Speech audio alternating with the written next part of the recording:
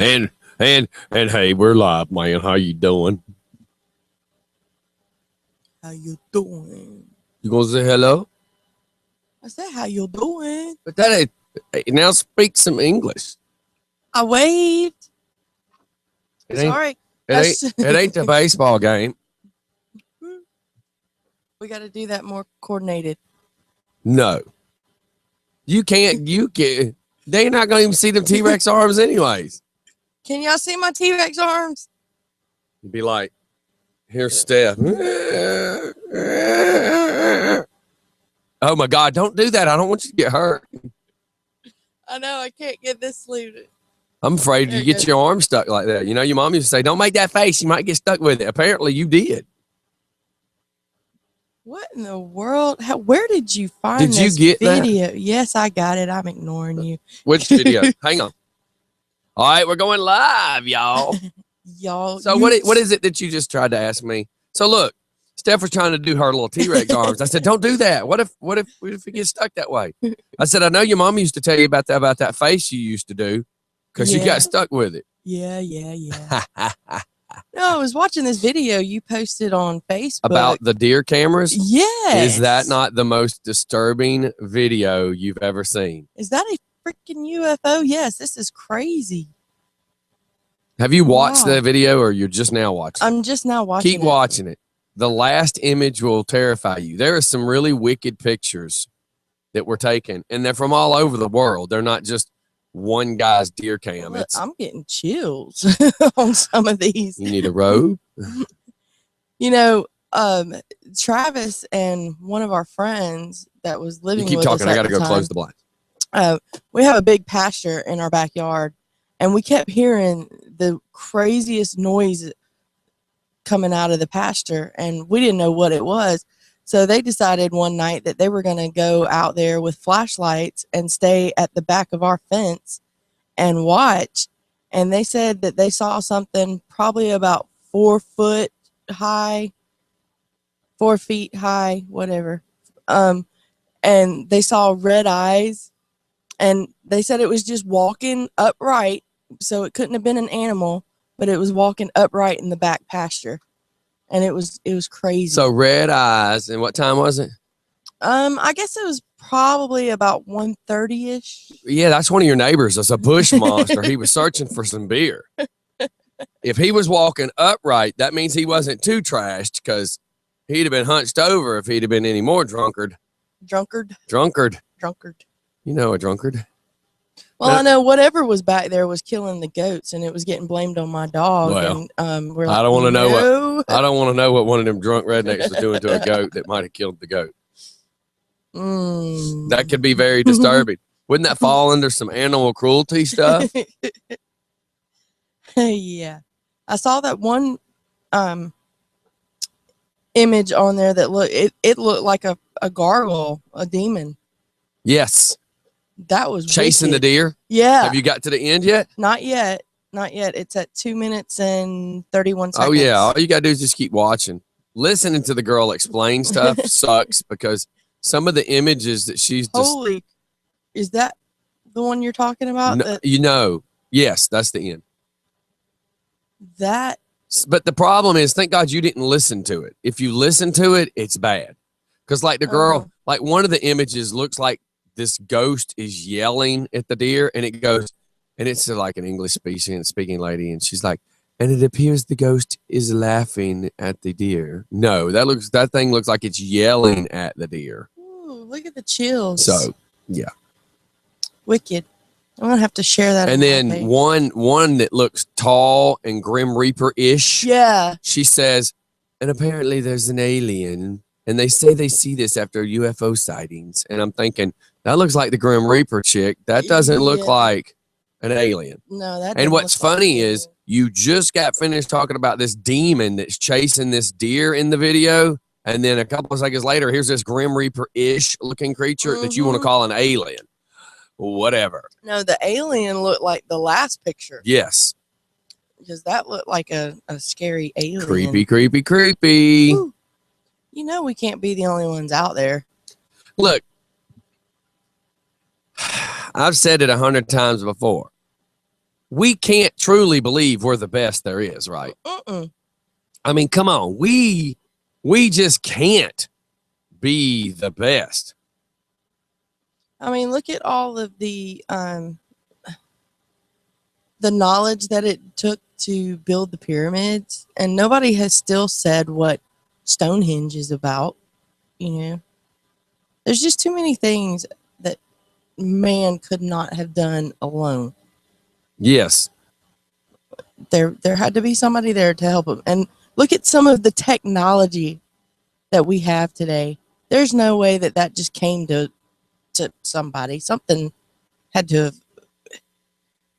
They had to have been aware of it somehow, some way. You know. I don't know. I sound like a crazy person. No, I agree. I mean, you know, that's why I laugh and say that if we can build pyramids and do it when we did it before some of the tools we have, then how can we not accomplish some of the things in today's times? And I mean, think about this. They found off the China seas, they found a underwater, meaning in the ocean, city. Yes. And this was a couple years back.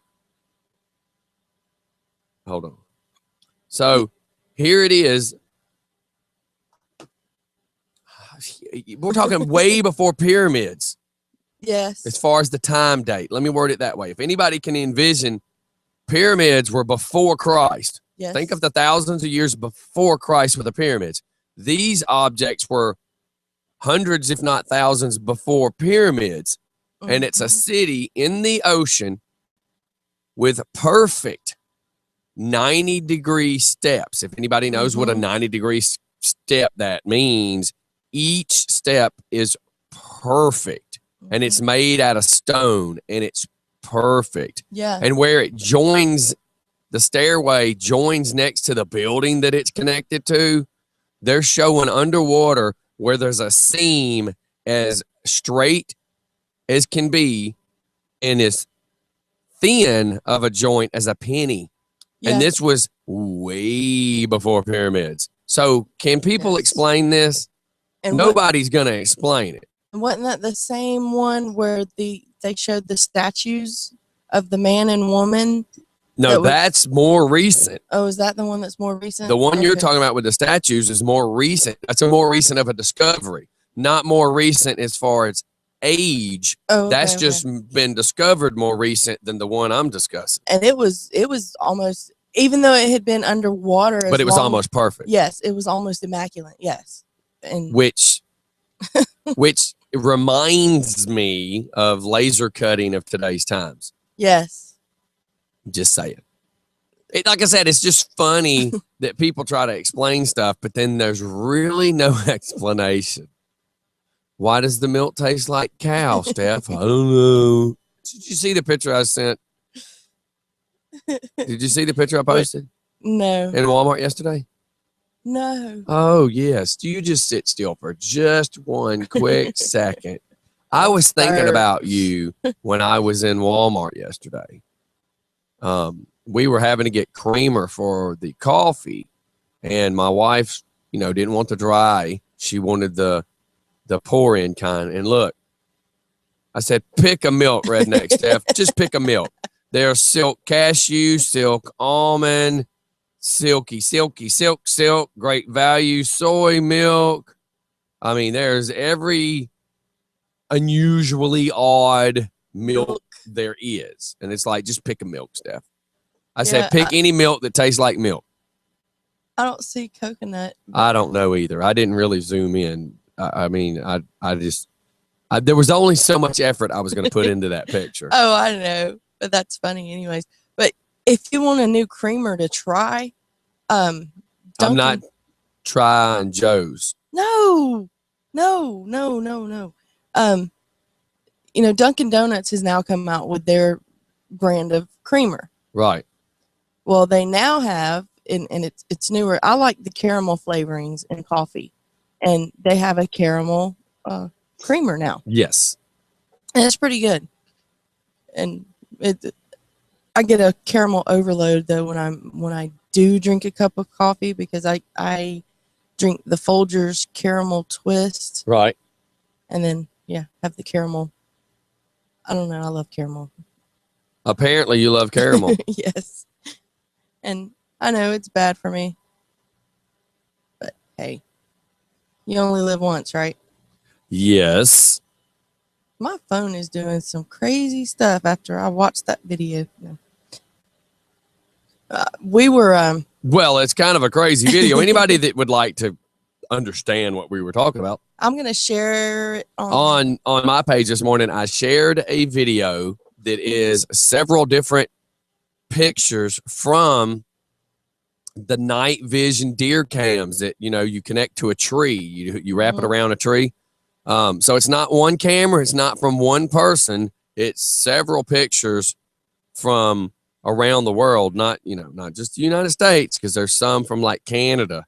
And I believe I can fly. the one that has like the demon-ish looking creature, monkey with wings, chasing the deer is the Canada one. Makes me want to go to old Canada. Just saying.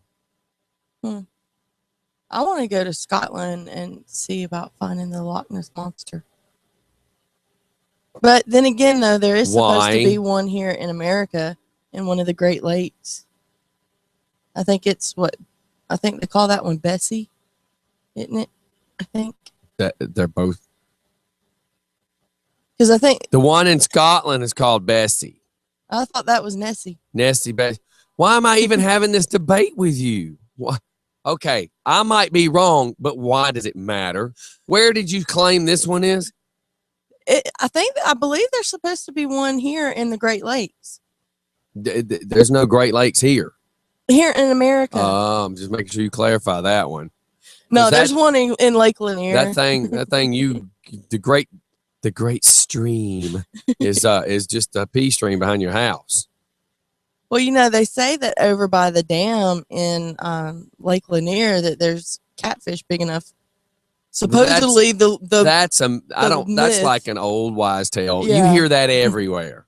Yeah, you hear that everywhere. But I will admit this: I saw a black dude back in '85. I was with my father, and he lived in Salisbury, North Carolina. But outside of Salisbury, North Carolina, was some big power plant, dam, blah blah blah blah blah. So we're down on the river, and he didn't want to get close enough to the backside of the dam because the current was stronger. Mm-hmm. So as close as we were, we start hearing yelling, and it was almost like listening to a Braves game, right? Because you're hearing all this yelling.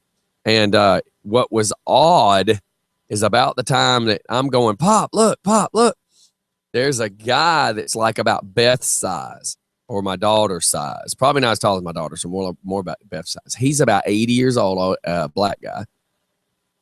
And all I could see, starting from right under his boobs, as far as his chest, he's got his hands inside of a catfish's mouth that's wider than his body, and its tail was still in the water. So here this guy is about 99 pounds, 80-some-year-old black guy. He's got this catfish with both his hands inside its mouth, holding it by the lip, trying to pull it out of the water, and it was still in the water. Now, he could have literally fit inside this catfish's mouth. If this catfish was a shark, he could have eaten this guy. Hell, as a catfish, he might have been able to eat this guy. But the guy was fishing at the bottom, lowest, deepest part of that runoff from the dam. And it was just kind of kooky because, man, I've never seen a catfish like that. That was my first time ever seeing a freshwater fish that large. Like 1985, 86. We were at a pay lake. It's down in Henry County. I can't think of the name of it, but I know exactly where it is. We were down there fishing, and they have a tournament, or they were having a tournament that particular day or weekend. Anyways, the winner was a 47-pound catfish. If Travis is listening, if that's wrong, correct me. But this thing took 3 grown men, like yours and Travis's size, to carry it back into the water. Good Lord. 2 people had a whole, yeah, because they're not going to let you leave with that catfish. No. I need some carp. If anybody catch any carp, don't kill it. I need it. I need some carp tossed in my lake. So if anybody comes across any carp, please hook a brother up. I know a lake where we could, but we'll talk after off air. Yeah, because that didn't sound sneaky or nothing, Steph. Thanks. No, you can go and catch them and it's take 'em okay. home. It's okay. The way you said it, that'd be like me making a joke about, smoking weed, and you'd be like, "I'll tell you after the show. I got a hookup." Steph, would you really say that on air? Why would you do that? I just needed some carp, not peyote. Hey, we can go snitch some out of the Conyers. Snitch. We can go fishing in the Conyers pond. I just love how we're live and all the stuff you're talking about doing. Yeah, we can just go do that. Yeah, no, your phone's going to be getting lit up. And then watch somebody really go. Oz will send us a message like, I don't think I need to come in today after the beginning of your show. Yeah.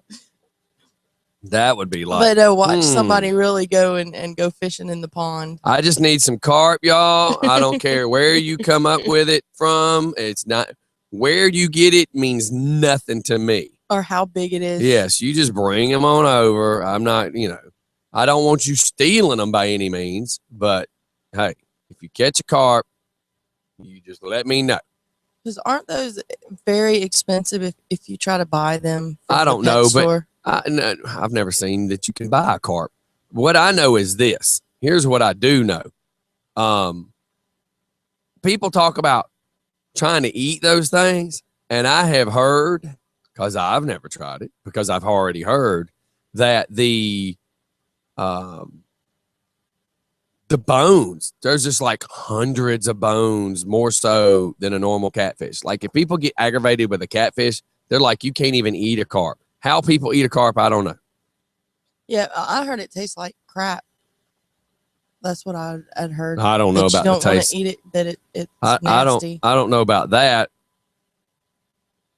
I know my grandmother lives on Lake Jackson. The lake is her backyard. Right. We went fishing down there. My grandfather took us to a honey hole, as he called it. And I caught a crappie. It was bigger than the size of my hand. And he wanted me to go get it weighed because he just knew that somehow, some way that was going to beat the state record. Right. But we didn't. It's still in my freezer. We cut it up and we haven't ate it yet. But we had our freezer had an accident and somehow got turned off. Right. So now it's nothing but fish bait. So when we go fishing again, that's what we're going to use for fish bait. I don't know. Sorry, Nick sent me a picture of his friend that caught a 40+ pound cat. And if that's a 40+ pound, then the one we saw was bigger. The one I seen was bigger than 40. Because the one I seen was a whole lot bigger than that one. Yeah, let me tell you, the last photo you saw was Old English, and it was brown bagged, baby. I've never had that beer. Excuse me? Isn't that a beer? Girl, that is malt liquor, and you need to get it right. So is that like the bull? Is that the one where the bull? Man, let me tell you. I'm gonna tell you through? right now. Let me tell you something. Let me tell you something. Let me tell you. If you are only drinking beer for a little bit of flavor and a whole lot of buzz, I don't even know if they make it anymore. But Bull Ice used to be the stuff. Let me tell you something. Let me tell you something. I always think of Fire Marshal Bill when I say that. Let me tell you something. Yeah. We went to go play disc golf. Yeah. Frisbee golf, disc golf. Yeah. And I've probably told this story 100 times, but there's always new listeners and there's always people listening at different times. So you never know who has heard what and what has heard who. And so, who did what to who? So anyhow, what you and them goat stories are two different stories. I don't need to hear about it. So my point is, a buddy of mine said something about stopping and getting some beer. He's going to play some disc golf. I'd never played. And I'm like, sure, I'll meet you there. So over at Redan Ballpark, that's the first one we had around here to play disc golf. So he shows up 4 brown bags. 2 for him, 2 to me. Mm. I put 1 in the cargo pants in my the cargo pocket of my camouflage shorts. And you start drinking that Bull Ice while it's cold. By the time you get finished with the first one, like you're going, whew. The problem is the second one's warm by the time you get finished with the first. And we were drinking, I don't know that it was a 40. I think it was the 30. I think it's when the 32s first came out. Because this would be about 1991. And or 92, somewhere right now. Anyways, by the time you got to the second one that's hot, like halfway through the hot one, like you're I mean, like you're lit. You're not feeling good either because you're like, it's July, it's hot. You got a buzz on where you really should be drinking water. You're spinning around, moving a lot, throwing these discs. Oh my God. And having to aim at the baskets. Yeah, I'm telling you, me, Jeff Matthias, all us cats, we did Jackass before Jackass got popular on TV. I mean, we had shaving cream fights at our parties. Like somebody would piss somebody off. Somebody would run into the bathroom, get a can of shaving cream, walk up to the person, spray that person. So then somebody else would run to the next bathroom. And I mean, Barbasol should have been a sponsor of our parties because we were lighting it up. And then Jeff bought a Super Soaker water cannon, which back then it looked like a scuba tank on your back. Yeah. And it held 2 gallons of water. And Jeff, no wonder we never got our deposit back on this poor house. Because we just destroyed it. Hey, it had off-white carpet when we moved in. It had tan carpet when we moved out. It was, oh my God. We just couldn't. I don't know. It was Animal House. That's funny. What do you do? Oh, little Richard sent me a picture. It says, we are a fishing family. And yeah, every single we one know of by that fishing shirt you wore the other day. Every single one of them's got a fish. Yep. Those are some pretty good size. Are those bass? I can't. Yes. Okay. Stephanie. I thought so, but your freaking redneck card's going to be pulled. How do you not know all the bass? You should know the bass. You should know the fish chart. Like if I was a dog breeder or a veterinarian, I should know like the dog chart. You're a redneck. You should know the snake chart. You should know the fish chart. You should know like all the sheep, goat, deer, reindeer. You should know all that. Your redneck card's going to get pulled. Yeah, it probably will. Because I mean, hell, you didn't have the graph or the chart that showed who your kin was. You should at least know the species that you have to eat. Well, I thought that buzzard was a turkey. Most people know Brussels sprouts. You know Russell Sprouts. He's your little cousin, Russell. He's just a little sprout. Russell. Okay. It would have been funnier if I could have pulled it off better. Yes. I can't believe you. Is that a bass? How do you not know? Well, I know there's like sea bass, striper bass, or as Travis calls them, stripper bass. You're trying to pull that one out of your ace. You're trying to now back up and fix whatever you just did. You asked, "Is that a bass?" That means you didn't know it was a bass. Don't try to save. Don't try to save your rednecking in this and say, "Well, there's so many different variations of a bass." Even though I know variations is such a big word for you, but there's so many types of bass, Scott. That's not what you said. You said, "Is that a bass?" Yeah, because I didn't look at the picture good. But anyways. So you was looking at little Richard then asking if that was a bass. I just thought that they were all holding up fish. That's a kickstand, Stephanie. And if it's striped, he needs to go to the doctor. Yeah. A friend of mine had sent me a picture of a striped bass or striper bass that he had caught at Lake Lanier. So I sent it to Travis, and he sent me back, boy, that's one good-looking stripper. Oh, my goodness. He just probably typed it wrong. Yeah, he did type it wrong.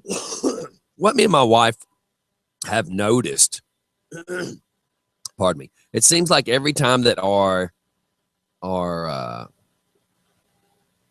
iPhones update, the vocabulary / dictionary that the text messages. Okay, here's how it works. If you text into this phone every day and you type YA for yeah, it learns when you type YA, it learns that either is yay or yeah. Depends on what sentence you're using it in. I usually do YEA for yay or yeah, for YA.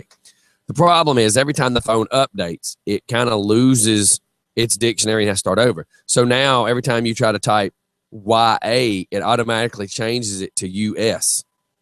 Y and U's next to each other, A and S is next to each other. It automatically, that's weird. It's part of it's correct. It's trying to correct.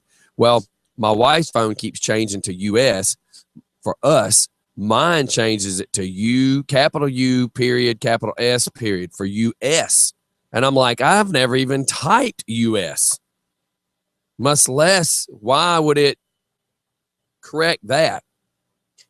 Sorry, Nick, I can't say that live on air, but I'm letting Scotty read it Did down. you just say Nick? Yes. Because that's not what it sounded like you just said.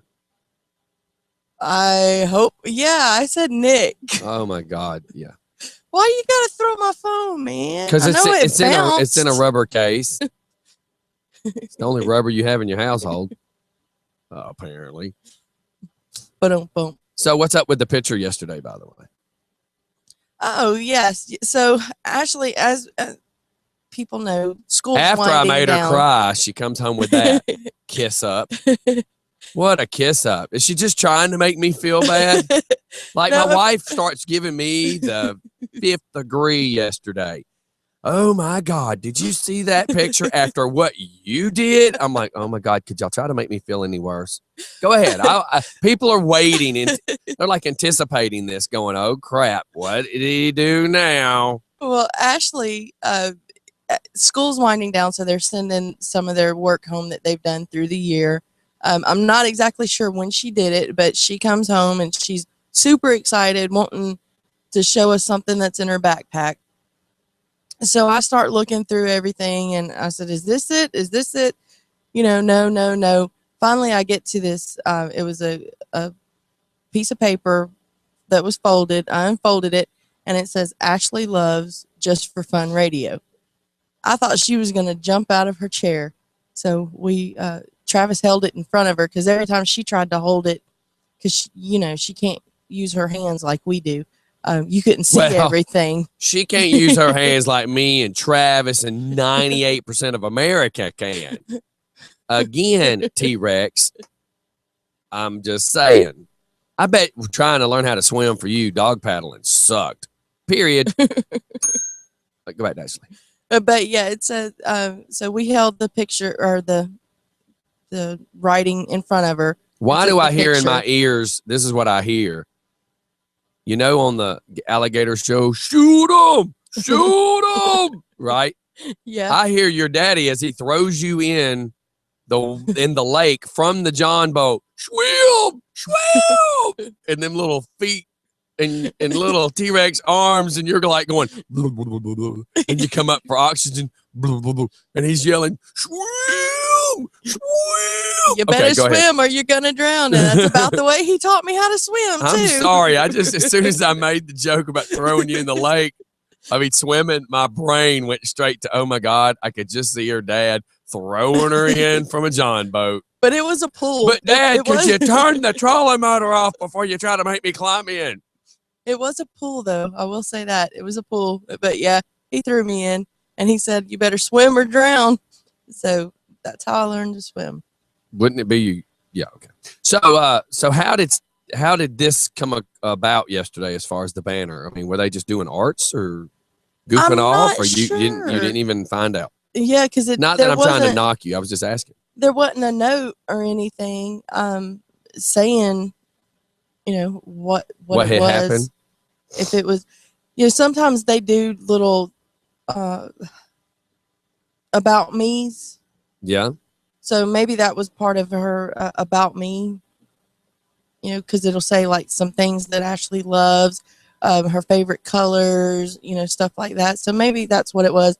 But yeah, I thought it was pretty cool that she come home with that. And she was, out of everything that was in there, she was super excited about that. And another one was, and the date, it had the date on it, which was 3/23/15. Said she went to a festival over the weekend, and Travis and I was trying to think, what festival did we do over that weekend? What? 3/23. Have you got a calendar? Well, I remember that Friday because that was Travis's weekend, and I remember that Friday, or Travis's birthday weekend. That Friday we went to Moccasin Creek. Okay. You know, I don't know, Steph, but that's don't- one of them things you can figure out later, I guess. Yeah, it was You just have pretty neat. You have a calendar, but that's cool. Yeah, and I was gonna see if you wanted me to bring that to hang it on in the studio somewhere, but I didn't know. We'll talk about it off air because it was pretty neat. What else can we talk about on air that has nothing to do with nothing? So Hey, okay. Friday, I got confirmation this morning. Mhm. Friday, Mo will be here, and that is, for those that do not know, that is the hypnotist. He will be here Friday morning or around 8 o'clock. So that ought to be very interesting. He's gonna have us clucking like a chicken. He may have you cooked like a chicken, but I don't know. We'll see what happens because I mean, I want to stop F-bombing. So he already said you have to be willing. Yes. And it would be neat to see if he could make us do things, if he's that kind of hypnotist, or if I bet you our YouTube page will be watched that day. Oh yeah, and I bet there won't be any thumbs down. Well, who knows? Yeah. Haters gonna hate. I got so many haters right now because I keep posting so much video about the speeding, but it's the only way to do what I need done. And, people have to just bear with me as I ride this roller coaster, and it is what it is. It'd be different if I was just being stupid and not actually trying to prove a point. Yeah. But I'm proving a point. This morning there's a video of 2 gray vehicles that shot by speeding, and as well as a few buses. I know when I was coming, I just turned on Underwood, and I was coming down the road, and I about got hit head on by a FedEx truck. And that's why I asked you, did you get the FedEx truck? Oh, yeah. Because he was flying. Well, they just hit that straightaway, and man, once they hit that straightaway, they just go. That's why I'm not trying to pick on the cops, but it's like y'all already know because we've already complained and told everybody that it's the straightaway. Mm-hmm. Sitting down at the ends where the stop signs are, well, that means that's where they're going to be slowing down anyways. Why sit towards the stop signs? Sit where they're going to be raising cane. Now, I know Travis and I were in my van. We had just dropped Ashley off. We were all going somewhere, so we were coming back from his mom and dad's. We had just gone in front of Memorial Middle School down there, and that little curve that if you're coming from your house towards the school, there's a curve. Yeah, it turns right, has the straightaway, then ends and turns to the right. That's where and that's what makes no sense is pretty much the whole street school zone. Yes. So why is it that when you leave the high school, there's no sign that says, "Hey, dumbass, you're still in a school zone." Mm-hmm. And then when they get down to the other end where the straightaway, because they speed through the straightaway, they Mm-hmm. floor it when they leave the school. They pick up a huge amount of speed. Then where they have to kind of hit the brakes, if they choose to hit the brakes, to take the right on the Mm-hmm. curve of the right-hand curve is 2 yellow signs.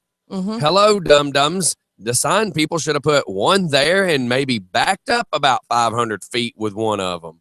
Putting 2 yellow signs, one right behind the other is kind of, I guess since we're here, we got to put 2 signs up on this road. We'll just put them both right here. You got that beer? Yeah, give me that beer. And give me the sledgehammer. But you got to hold a sledgehammer while I drink my beer. When I get done with my beer, you can give me that sledgehammer. Oh, I told you hold the sledge so I can drink this here beer, son. Which sign goes in front of the other? Oh, hell, it don't matter. They both yellow. Come on. Yeah. Well, we almost got hit head on by it was a Cavalier. and it was a woman driving, and she came around that curve and she almost lost control of the car. Well, and see, the guy you asked yesterday, a friend of mine who watches that end of the road, Quentin. So what happens is if you come from my house and you go around the curve, he's on my side. But what happens is when they go around that curve and they're hauling arse, they don't realize how bad of a curve it is. Because what happens is some of the people have not been able to pull off the curve and they end up going straight, which means if he's sitting on the front porch, he watches them jump now this is across the street from him. He watches them jump the curb, go through the grass, spin it out a little bit between, like, from the curb to the trees is about 20 feet. So he watches them fishtail and all that in the grass, trying not to take out all these pine trees, to then finagle it back onto the sidewalk and jump back down off the sidewalk onto the street and keep going. And he watches that every Saturday night. He says he at least sees one hit the curb. He says, you know, basically, look, every Saturday night I hear, woo, they smack the curb and they keep going. And this every week. Oh, that's crazy. So we need the county, and I guess that means me will have to go down there and sit in the office, run video, and say, why is there no flashing lights that warn you not to speed in this curve? And that's what I'm fixing to start doing. I'm fixing to just start going down there, and I'm just going to start having video, and I'm just going to, you know what? If everybody, here's the facts. I own a radio station. If you don't get pissed off about Channel 2 reporting the news, then you shouldn't get pissed off about me reporting the news. And just because I'm trying to do better for my community doesn't mean I should have haters. And I just had a pure Richard head get smart on my page about the speeding bus yesterday, because I got video of a bus running 62. And he says, great. You know, they go 5 miles an hour over, but look at all the parents speeding. Well, me in my minivan with one kid, if I go 5 miles an hour over, I can still stop my minivan. You take a bus that's 40 feet long with all that weight riding a car's butt like it was at 60 miles an hour. If they go to slam on the brakes, that bus is not going to stop like my car. First off, Richard Head, I own a bus. I can already tell you it's not going to stop. I own a bus. I already know it's not going to stop. So now let's throw 40 kids into the equation on the bus that's riding somebody's butt. It's just like, for every one good thing I try to do, there's one Richard Head trying to be a dip crap. But the problem is, if his kid was on the bus, instead of handling it the way I am and trying to just make everybody be aware of it, he would be the one crying on Channel 5. Oh my God, I can't believe this happened. Why didn't somebody help? Why didn't somebody do something? Because I am trying to do something, Richard Head. And let's just look at the facts here, though. He wants to talk about, look at the parents that are speeding. Okay, first of all, that's their child. If they want to endanger their child, that's, you know, not saying it's right. But a person driving the school bus can't act that way. And also, the parent is in a car with seat belts. Yes. So the child is seat belted in. Preach it, sister. Preach it. On a school bus, there are no seat belts. Yes, on the newer ones, they are putting seat belts in them, but that doesn't necessarily mean that the kid's going to be in the seat belt, because they haven't passed it a law yet that the kids have to wear seat belts on the school bus, right? Well, that, and I want to bring up, everybody knows what premeditated murder means. Yes. That means you had time to decide not to do this, right? And you did it anyways. You went home. You okay? Let's look at facts. So somebody pisses you off. That 30 seconds that you could have kept your mouth shut, you didn't. You walk to your car another 30 seconds. You get in your car. You drive 10 minutes home. All that 10 minutes you could have decided to do better. You reach for your gun. There's another few minutes you could have done better. You go get in your car. There's another few minutes you could have done better. You then go sit in the parking lot, wait for the person to get off work. there's a few more minutes you could have done better. Does everybody see my point? Before you ever pulled that trigger, you had several minutes to really think about you should have done that. So with that being said, we're at an event. I'm on the microphone working at an event. And 3 bus drivers walk up to Stephanie and could have chose better. They could have chose to keep their mouth shut. They could have chose to not set forth something that they could never take back.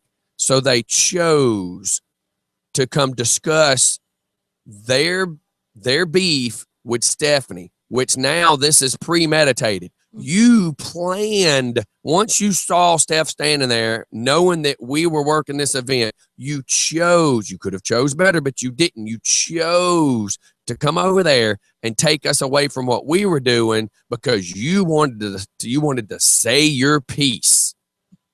You should have chose better. So now people want to know why I'm a little hot at the school buses. Well, I've got video all the way back to 2011 of all these school buses riding people's butt on our street, terrorizing people, slamming on the brakes, acting like they want to hit us when we're backing out of our driveway. But if you would have been running the speed limit when I first saw you and I started backing out of my driveway, you could have tapped the brakes 100 yards back, but you chose not to. See all these choices these people are making and failing to make. So explain to the listeners what the bus drivers did while I was on the microphone working this event. They wanted to talk to you to complain that you turned the bus numbers in and they got in trouble for it, but that it was not their bus anymore. And it's like, okay, well, somebody should have known that it was not your bus number. Yeah, but really, when you first told me the story, you said only one of them had that complaint and said it was not their bus anymore. But the other 2 was mad because I got them busted for speeding. Yes. So you're mad at me because I got you in trouble for speeding with children on a school bus. You're pissed at me for doing the right thing, and you're going to stop what you're doing at this event. You're going to try to walk up and stop us from working this event because you want to pitch a complaint that I turned you in for doing something wrong. So they're trying to get Steph to get to me because they're pissed off because I busted them for speeding. Really? You're mad at me for busting you for doing something wrong with our county's children. I just love how that works. Yeah. Hey, what do you do, man? People are crazy. You think? And they have a song that says that too. Yeah. Well, I'm just blown away. And the Sam's program just froze, and I hope that everything's still working properly, by the way. Uh-oh. Well, I see we're still talking, but the clock's not moving, which is never a good thing. But everything seems to be working. I'm telling you, I've got to sit down, find some time to get everything swapped over. Like I got the Mac, everything's running on it now. I just gotta find some time. Yeah, you better watch it because I heard it said yesterday somebody's wanting to sell that Mac. Yeah, my wife's like, look, you got that money sitting there. I'm gonna, just saying. And that was funny. Well, I went to a ribbon cutting ceremony yesterday for this new park in Rockdale. It's I'm not going to say it's a bad park because it's not. It's oddly located for some people that don't know it's there. So we'll have to really push it to let people know it's there. But it has the stuff kind of like Centennial Park that shoots the water in the air and kids can go play in it, and it's free.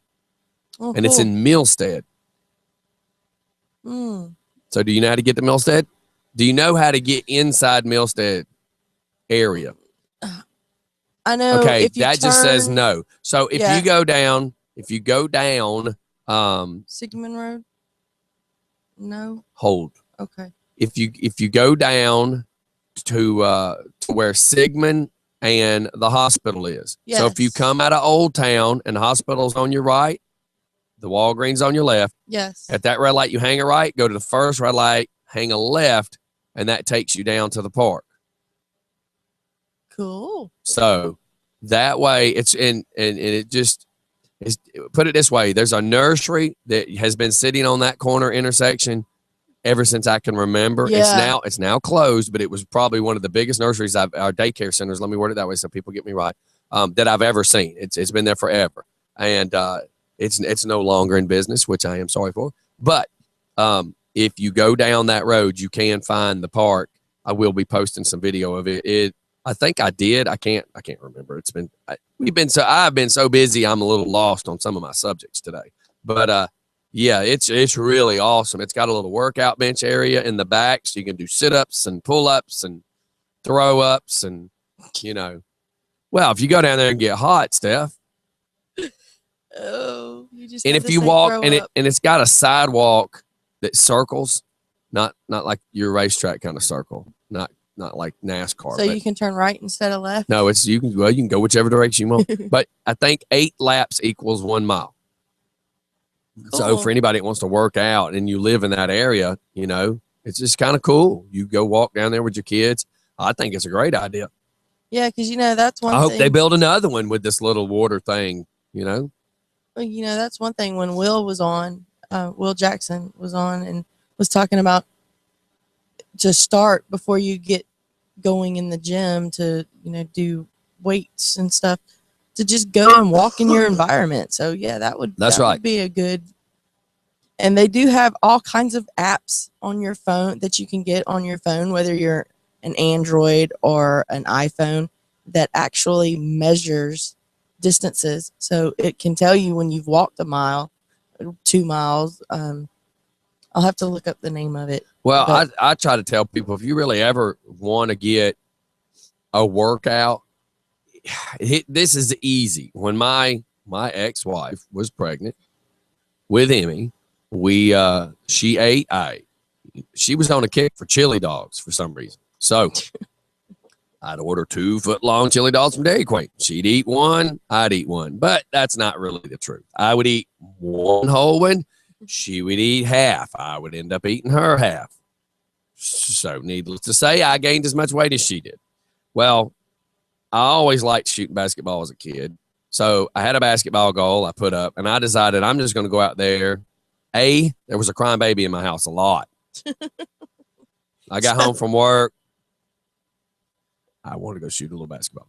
So I just go out there and start shooting a little horse. And what you don't realize is, even though you're telling yourself you're not moving around that much because you're just shooting horse, the problem is when you shoot the ball into the basket, wherever that ball lands, it's going to bounce and go somewhere else. So you're quickly moving left with your arms, even if you're not moving your hips. You're quickly moving left trying to catch a ball. You're quickly moving right, or you're having to step 5 or 6 feet this way or 5 or 6 feet that way. You don't realize how much movement you're doing to your body and stretching your body, and you're doing it without even knowing that you're exercising.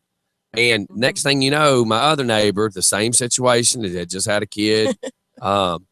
He was out there. We started shooting horse. Before it was over with, one of the kids, and this is over the course of a couple of weeks, and then a couple of kids come up. We start playing some 1-on-1, then playing some 2-on-2.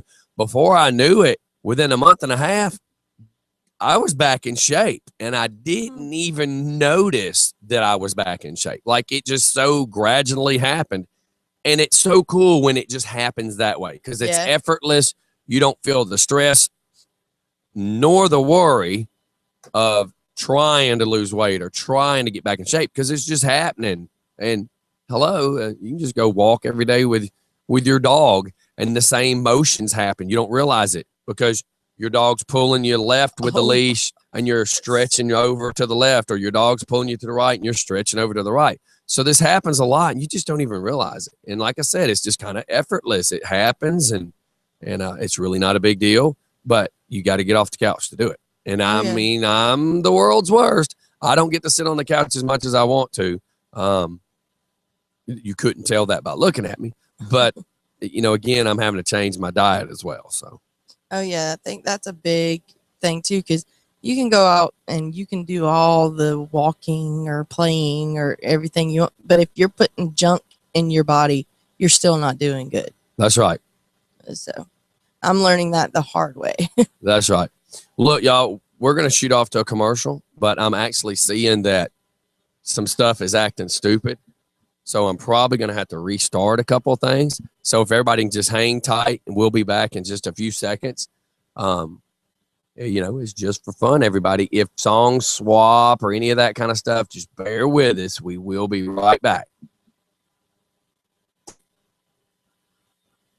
Little Richard said he could hear us.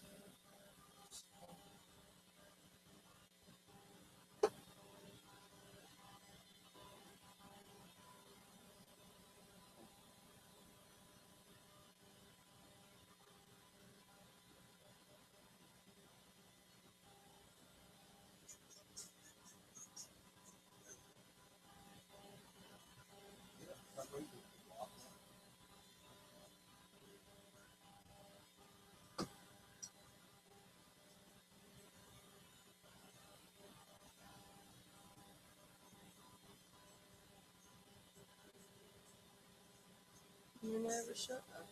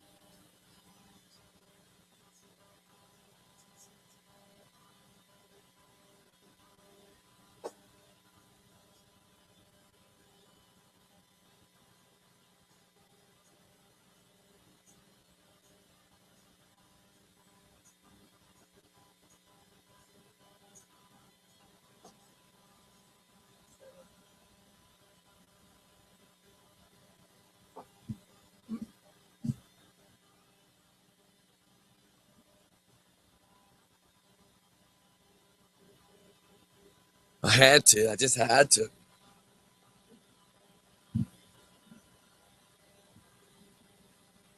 But we got it fixed. And that's important. Not impotent, important.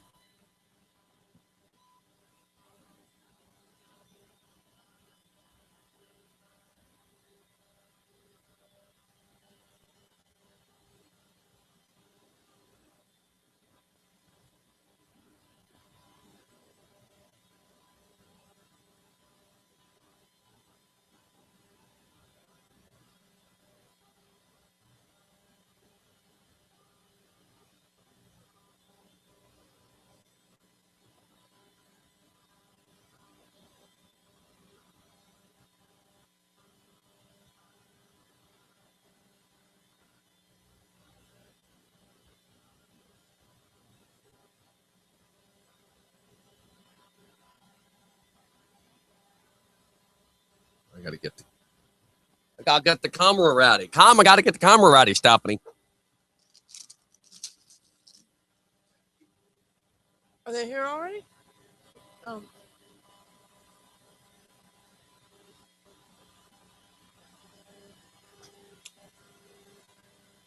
Sorry, I was reading this. No, it was a news story. UPS delivery person delivered 4-pound shipment of marijuana to an Akron home while police were there searching for evidence for other drug use. Good morning. Almost getting the voice back. Yeah.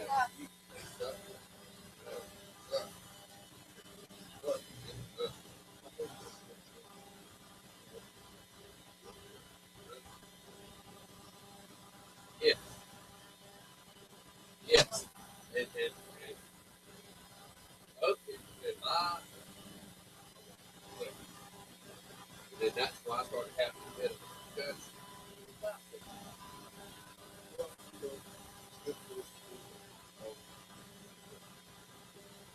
Yeah. Nobody was.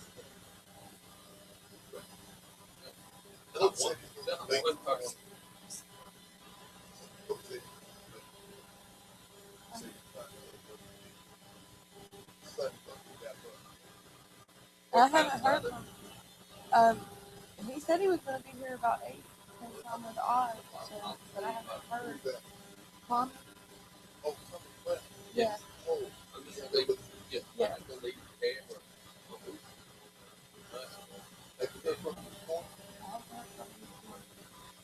I'll just shoot him a text real quick.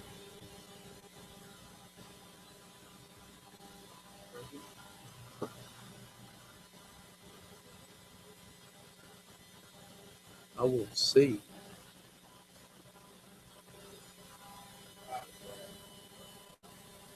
My yellow.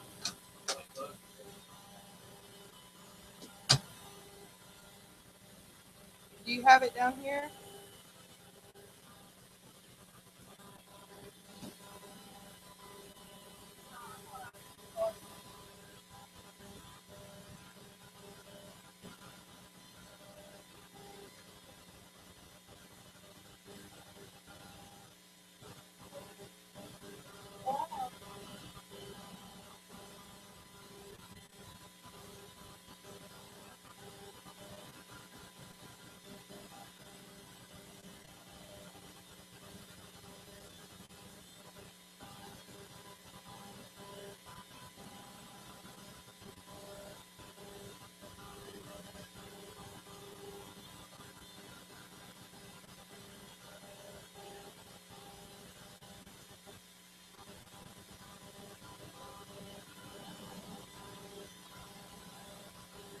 Yeah, fine.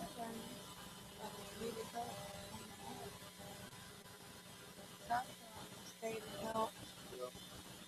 actually, we let the of course, Monday morning, county park director, they come there. That's what it's out. Yeah. Not trying to be funny, but we left them. We worked. That's right. That's what I was telling everybody. I was like, Oz was picking up cups, man. We didn't leave no one would be able to say that we left trash. Mm-hmm. Like that at all. So it didn't look any worse than a typical Sunday then, It didn't. if not better. Right. Now, that little bleacher, that one bleacher, I couldn't get all the way under. He did. They had a water bottle. Fix it go. I sent Thomas a text. You hear that music? Let's go. Hey, we're back. And we got Oz up in the joint. He just got here. Yes. Weird. You can sit in that one. That's your seat today. Yep. When we're only running two of us normal, you get that seat. So we're getting going this morning. Are we really normal? Yeah, I feel like a big boy sitting in the big boy chair. It's Town Topic Tuesday, baby. Big boy, are you insinuating that when Mike sits there that's Well, what is it you're trying to say? Don't let me put you on the spot. I'm just saying. I just feel like a big boy because I get a chance to sit in the big boy seat Yeah. over here. Absolutely. Talking about a big boy. Oh man, there's so much to talk about on Town Topic Tuesday this morning. Mm-hmm. Oh my goodness. Let me just take some of the real important, serious stuff and get it out of the way. Okay.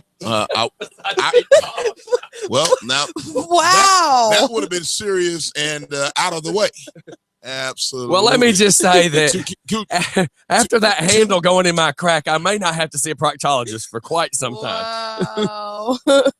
Good Lord, I got scary. I don't mean the chair part. I meant I have bad legs, from nerve damage and stuff. And when I get the stumbling, there's no stopping the stumbling. I don't know what it is, but it's something about the way you talk and describe things. I can almost see things as you're telling them. I am a painter, sir. You're an excellent storyteller. That's right. I like to paint. Well, I tell her all the time, I'm like, Stephanie, remember we're on the radio and you have to paint a visual. And I'm a very visual. I tell people I'm a visual painting person and I got a big paintbrush. Well, you're very graphic. And in fact, I think you ought to go on the speaking circuit with me. And you do a great job of telling a story. Hey, it's Town Topic Tuesday, baby. And let me just start off by telling you that the Rockdale County Fire and Rescue Department is hiring. Yes, that's I've right. seen that. That's right. We've got it posted up in all of the fire departments throughout Rockdale County. We are hiring. We're looking for firefighters Yes, sir. to be a part of the Fire and Rescue Department. That's right, here in Rockdale County. So I'm just encouraging. Now, listen, folks, here we go. Here is an employment opportunity, not just a job, Stephanie, but a career. Yes. A career in Step fire to be a step ladder. Well, anyway, okay. I wouldn't say that. All I'm saying is parents, young people, people, if you are interested in fire and rescue, if you're interested in not a job, but a career in fire safety and rescue, and please understand, a firefighter doesn't just ride. Well, first of all, they don't ride on the back of a truck anymore these days. No, anyway. these days. The they got that Ford, that big nice cab, absolutely. So they don't just put out fires. They are EMS, EMTs. Yes. They have the jaws of life. They do a whole lot of things other than fight fire, but they're trained. So if you're interested in being a Rockdale County fireman or that's right, fireman, a firefighter, we are encouraging you to go right now. Write this down. Here it is. Write this down. Somebody's getting a pen. Somebody's getting a pad. While I'm saying this, write this down. Here it is. www.rockdalecounty.org. www.rockdalecounty.org.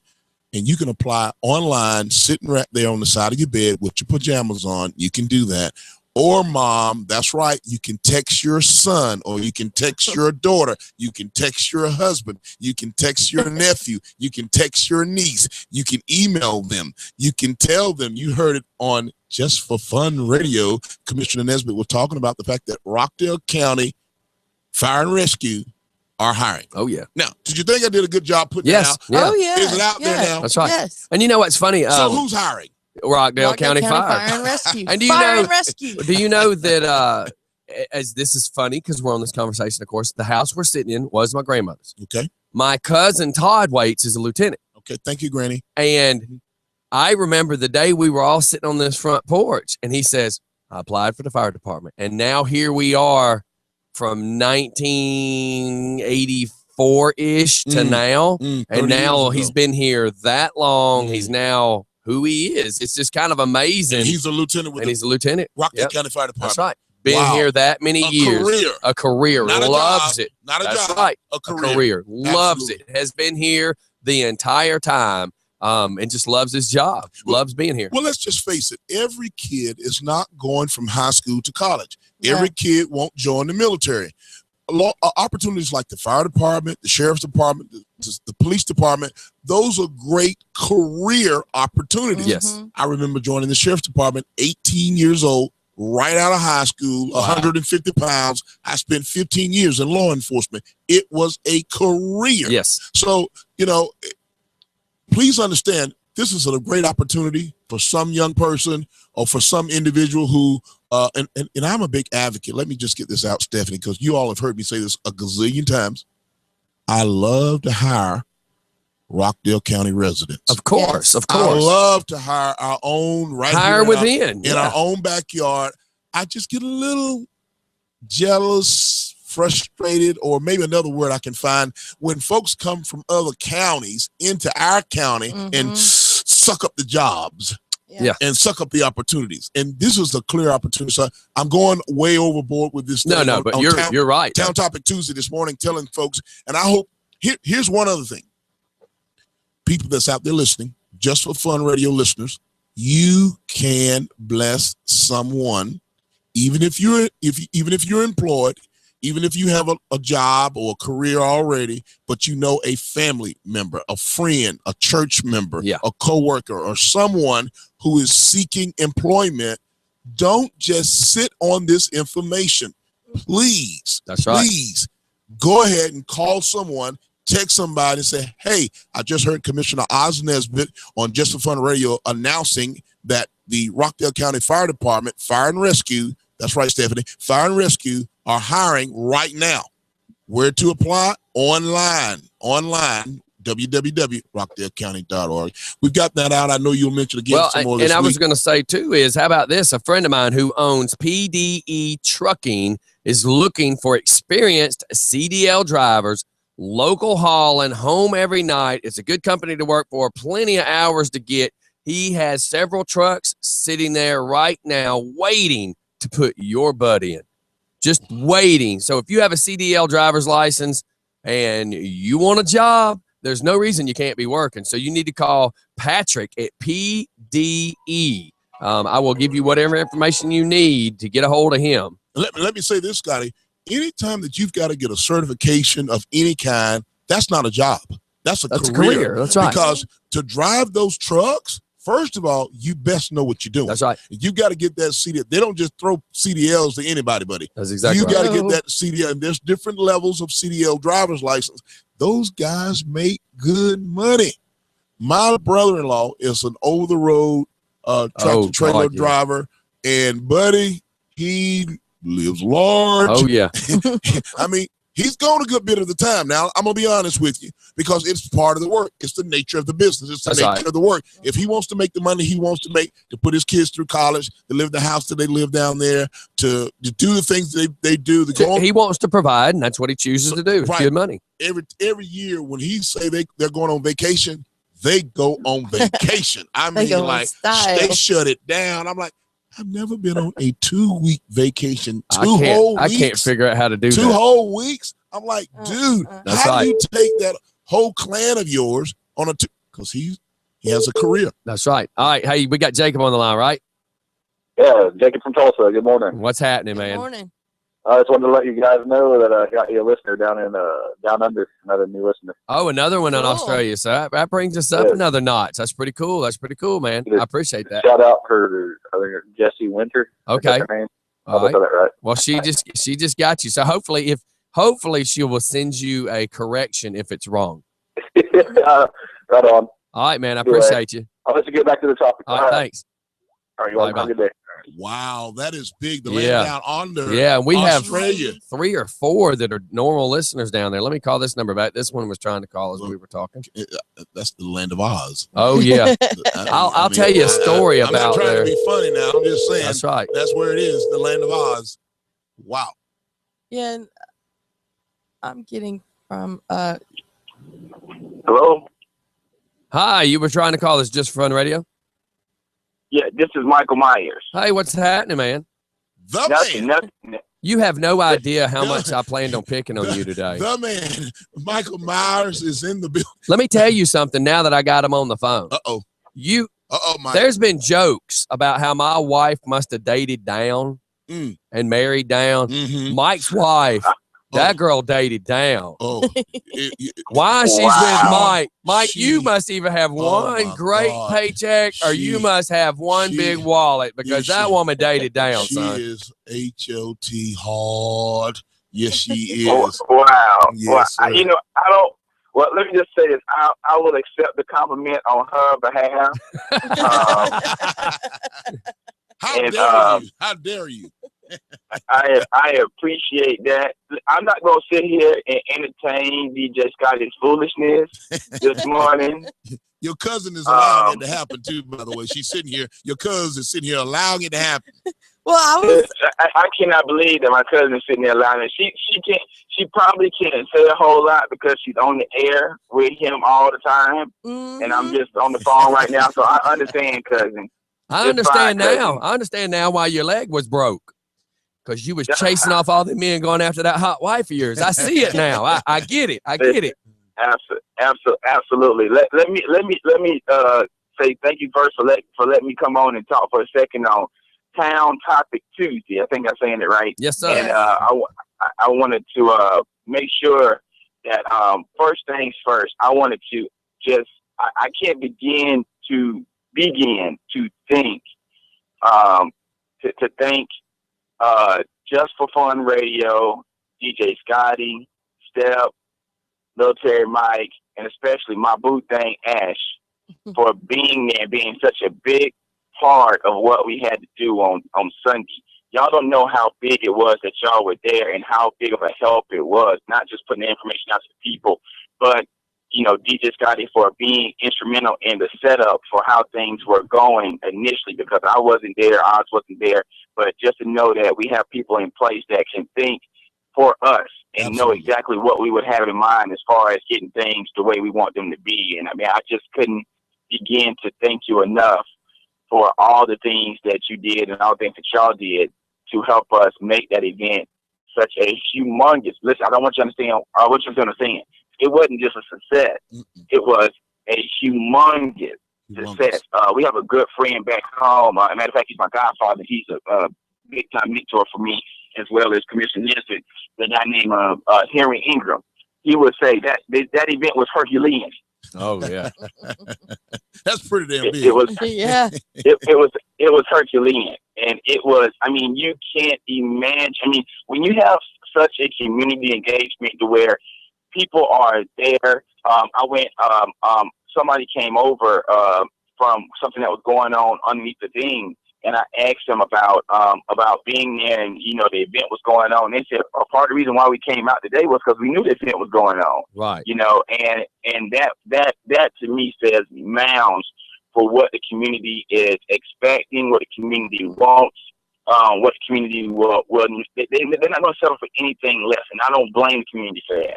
You can't blame a community for not settling for anything less than an event like that. That event was awesome, and the reason it was awesome was because of people like you. I mean, Just for Fun Radio, and I just want to make sure that I take a moment to say thank you so much for being a part of what we did, and truly, being an instrumental part of what we did, and that's tremendous, and I really do appreciate y'all. Well, thank you. And that's why in the beginning we were kind of not trying to take charge, but it's because this is what we do. I'm laughing at that because the truth of the matter is that Mike did it so well. Just for Fun Radio, just like Mike just articulated, came in without any instructions. And when you talk about logistics and setting something up and making an event come to life, they did the damn thing. And I'm just saying it the way it needs to be said. They really did a great job. Mike, you're dead on. You're right. You're dead on point. DJ Scotty is a hands-on logistics leadership, take charge, and knows how to bring an event to life. Then he was coupled with DJ Easy B. And the thing is, when you saw those two DJs working together, you would have thought that they've been together for years. The flow, the chemistry was off the chain. So, absolutely right. But wait a minute, DJ Scotty. Let's do this. Mike, let's talk about Myers and Associates. Oh yeah. How if it really wasn't Mike, I mean, let's just be real here. If it wasn't for Myers and Associates to organize, that's right. They had to start somewhere. To organize this whole event. Dot I's, cross T's. When the young lady, I finally got, and Mike, I didn't tell you this, I finally got a final count last night of how many people actually came through.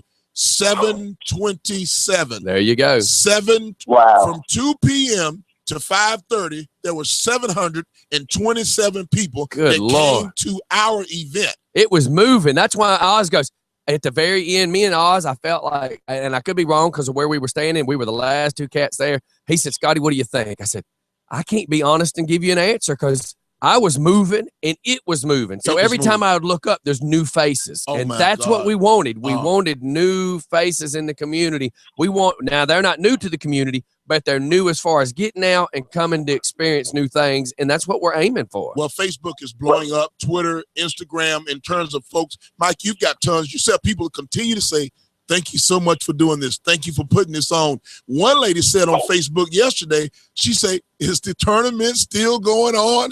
And the other lady had to say, no, it was just a one-day event. So people are thirsty. They're hungry for this kind of thing. And Mike, we got more of this stuff coming. Is that right? We absolutely do. And I wanted to say that I appreciate you, giving me the opportunity to help with. I mean, you came up with the plan of making a community event. You said let's do some basketball. That's a thing that brings the community together. And I just I was able to bring some of my resources together and we were able to make it happen. And I just appreciate you giving me the opportunity to help you out with putting on such a massive event. And just real quick talk about you talking about people coming out. One group that came out were some friends of mine.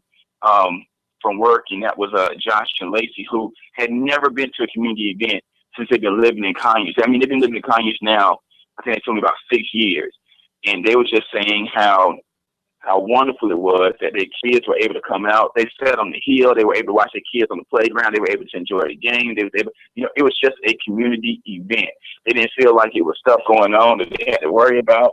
They just loved it, and I'm so happy that they were able to participate in such a magnificent event. That thing was awesome, and I'm really glad about that. But we have a lot of other things coming up. We got the midnight barbecue that's going to happen. Absolutely. That's Commissioner Nesbitt's event. There's going to be a meet and greet for the community.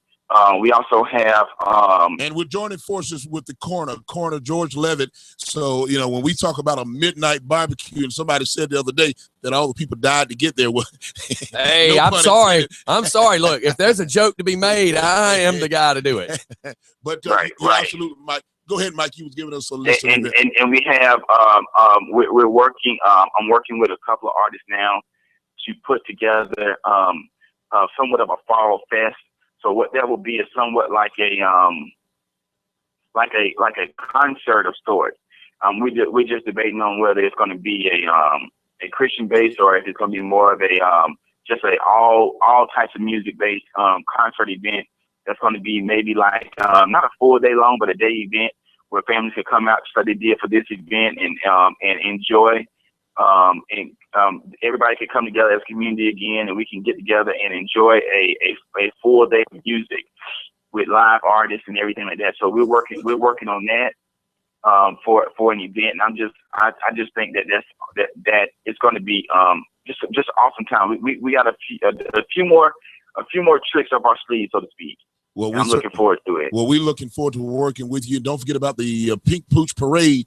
Will be the Pink Pooch Festival this year in October. It's always the first Sunday in October. This will be our 3rd year, and I'm sure Tara over at the Pamper Puppy is listening and tuning in this morning. Oh yeah. The Pink Pooch Parade is this is breast cancer awareness that we do in our own unique way, and we do it highlighting dogs and pet owners throughout the Rockdale community, and everybody is marching down the street in a pink t-shirt and pink pooches. But we're going to do, instead of a parade this year, we're going to do the Pink Pooch Festival, and we're going to have a big day of events. So we certainly want to get Myers and Associates in on this particular event, because we know what you can bring to the table to help us out. But hey, let me just talk about the fact that we've got our good friend who was also Mike Myers at the event here in the studio with us. That is Mr. Thomas Brantley Jr. from the NAACP. They did a tremendous job with getting the word out about who the NAACP really is, the origin of the NAACP, and I think he's going to talk about a little bit. Oh yeah. He blew Scotty's mind Well, when he told it. That's right. I asked that question. And I'm not going to take away his. I didn't want to steal his thunder either.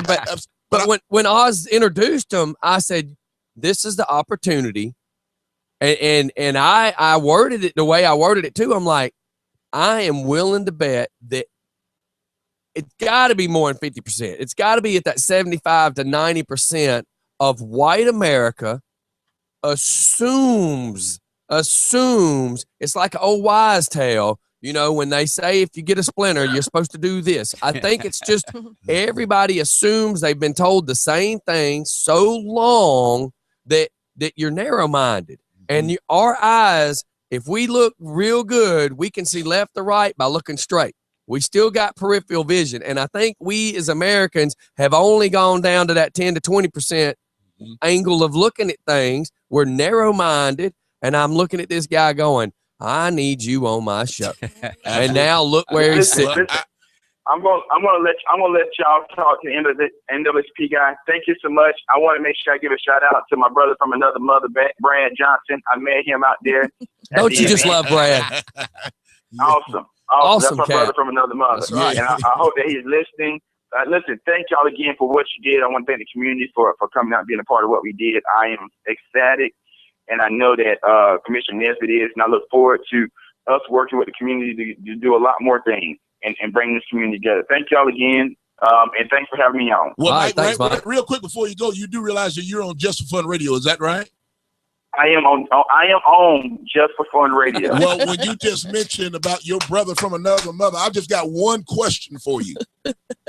How do you spell mother? Do you spell it M-U-T-H-A or M-O-T-H-E-R?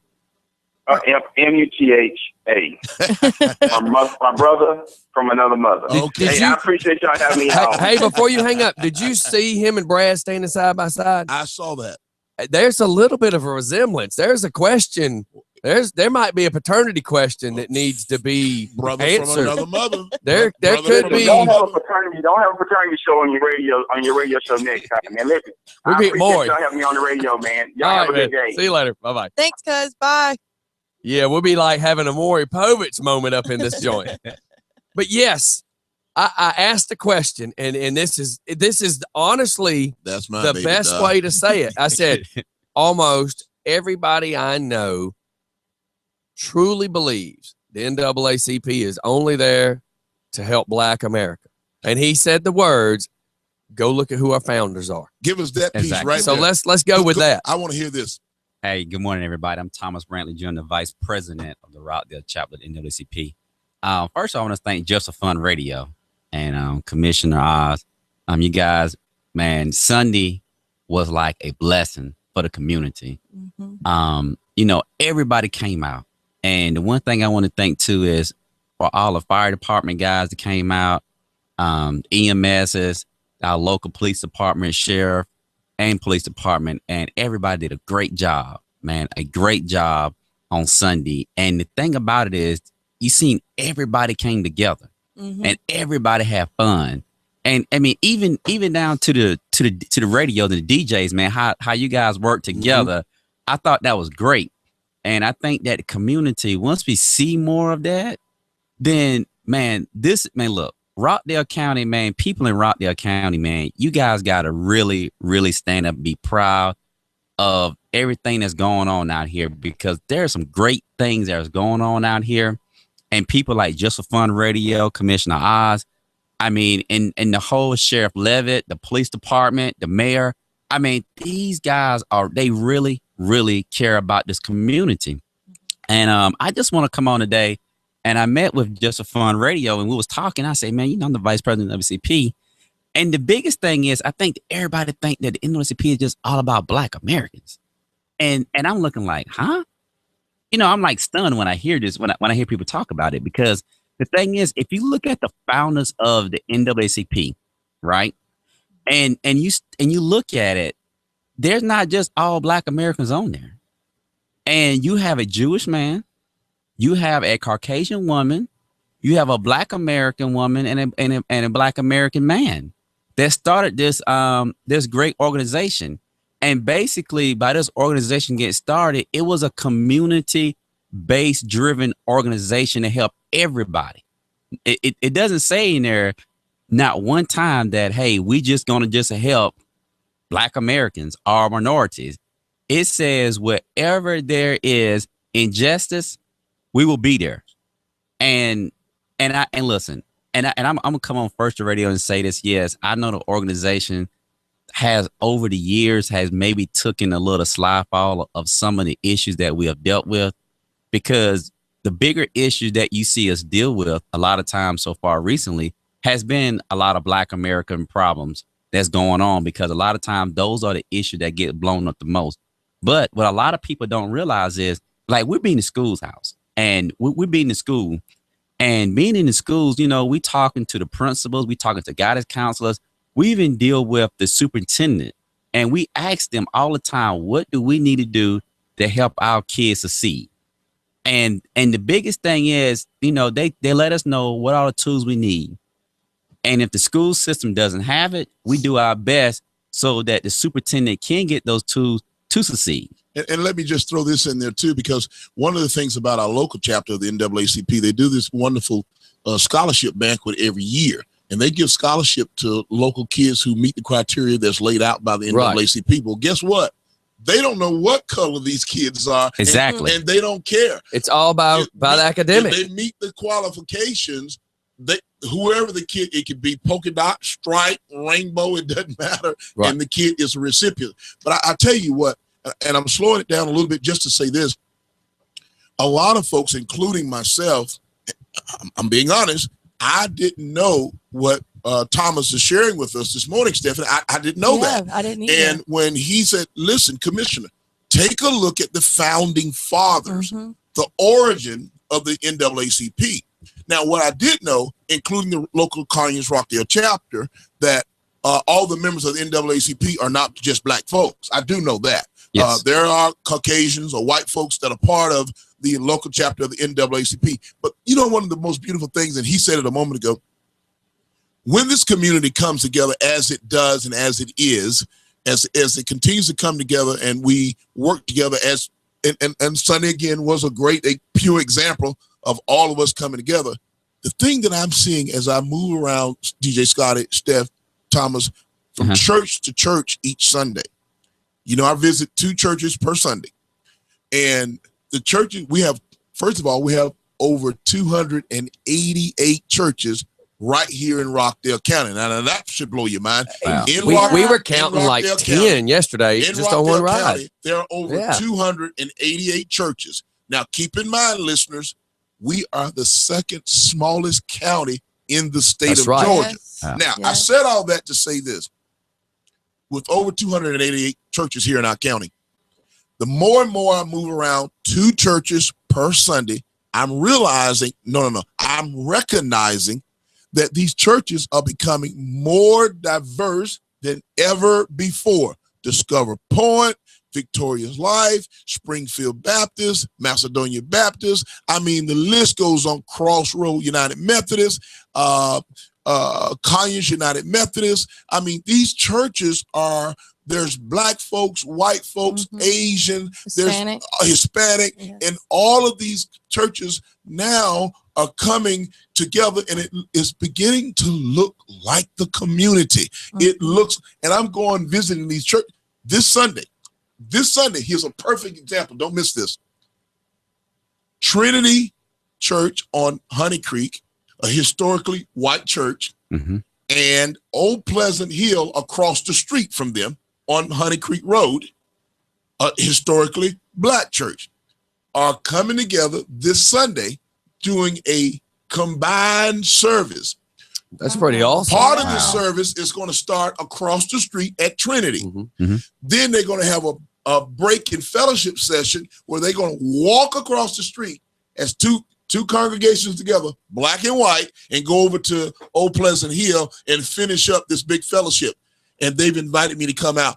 This is what I'm talking about. When I'm talking about the community coming together, you heard what Thomas was saying. And I mean, when we embrace one another and take our minds off the negative things, there's things that happen negatively in the white community. There's things that happen negatively in the black community. And then there's things that happen negatively in the community. And it doesn't matter. It impacts all of us. I say all the time, I don't want my neighbor across the street or next door to me to go into his home to go into foreclosure. Because although I don't pay his mortgage, when that happens to him, it impacts me. That's right. And people don't seem to get that.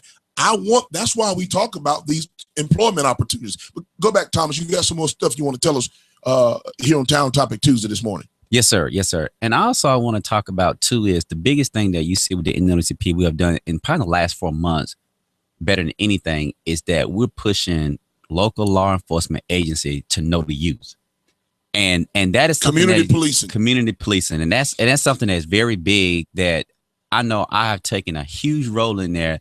I'm as a vice president, and so I've met with Sheriff Levitt and his staff. Listen, these guys have done a wonderful, wonderful job making sure that these youth understand what's going on.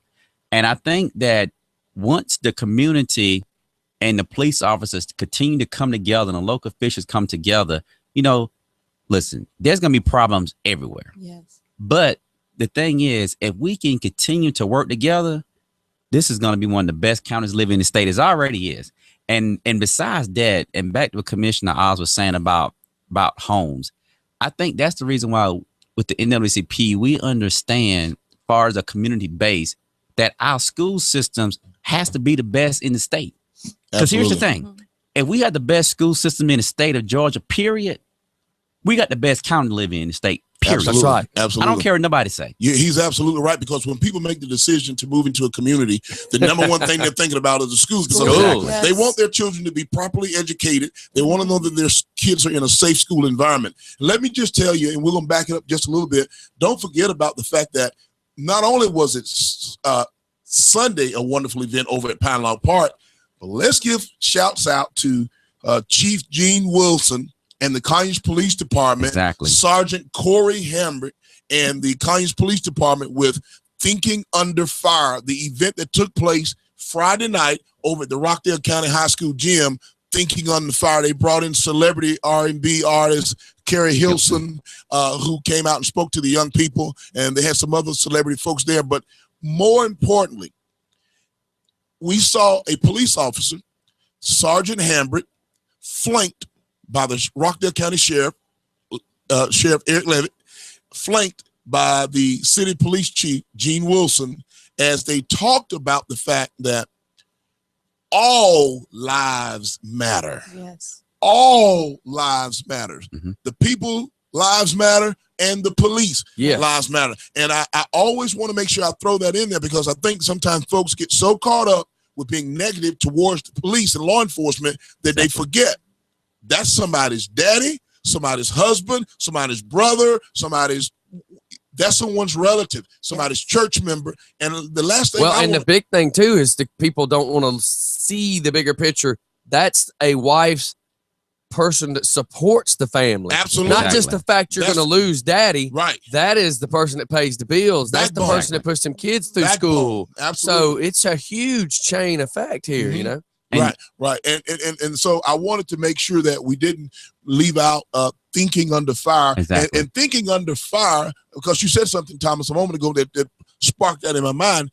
Thinking Under Fire came about from Sergeant Corey Hambrick because he was involved himself in a shooting. If you all remember, Corey Hambrick Sergeant Hambrick responded to the incident where the guy was stabbing his own mother. Oh, Whoa. And when Sergeant Hambrick approached the guy, the guy still had the knife in his hand, and Sergeant Hambrick commanded for him to put the knife down. He kept advancing toward the sergeant. He's already stabbed his mom multiple times. right. His mother.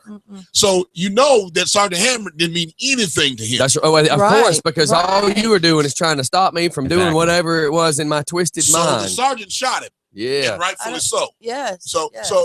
but he wanted to point out through his program, Thinking Under Fire, about and perhaps he'll come on, because I know that they're going to do another one. We'll try to get him on the show Right. on Town Topic Tuesday. But he wanted to make sure that the community understands that the law enforcement want everybody to go home alive at the end of an incident or an accident.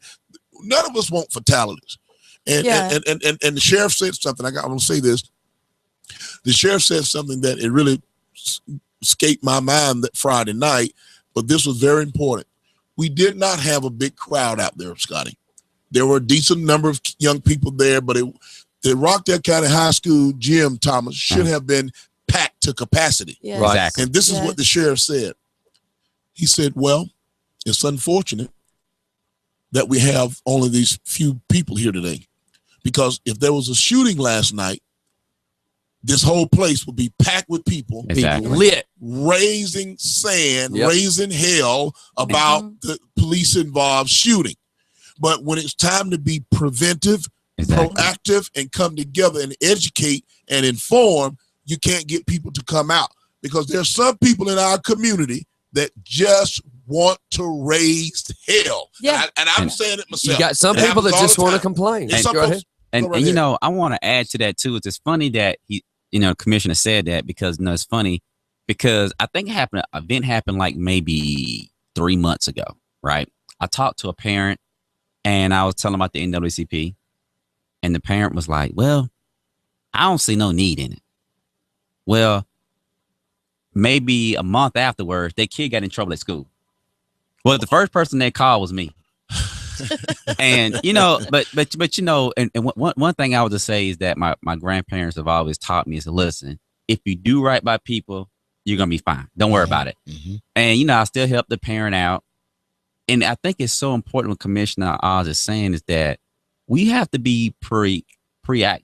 Mm-hmm. And I think the thing is that a lot of times we don't, because we feel like we don't want to get involved.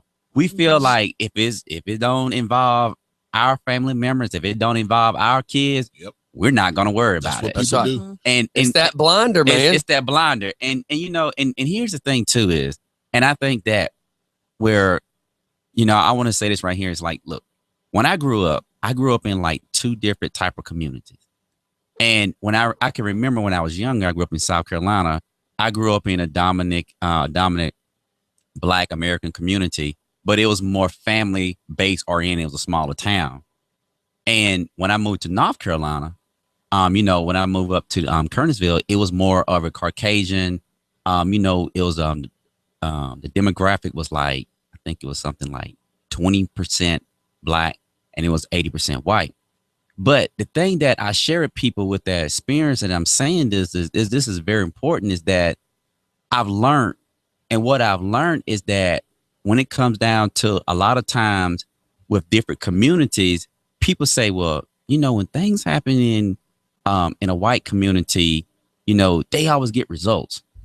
And the one biggest thing that I've always tell people is, listen, the reason why they get results because they be proactive.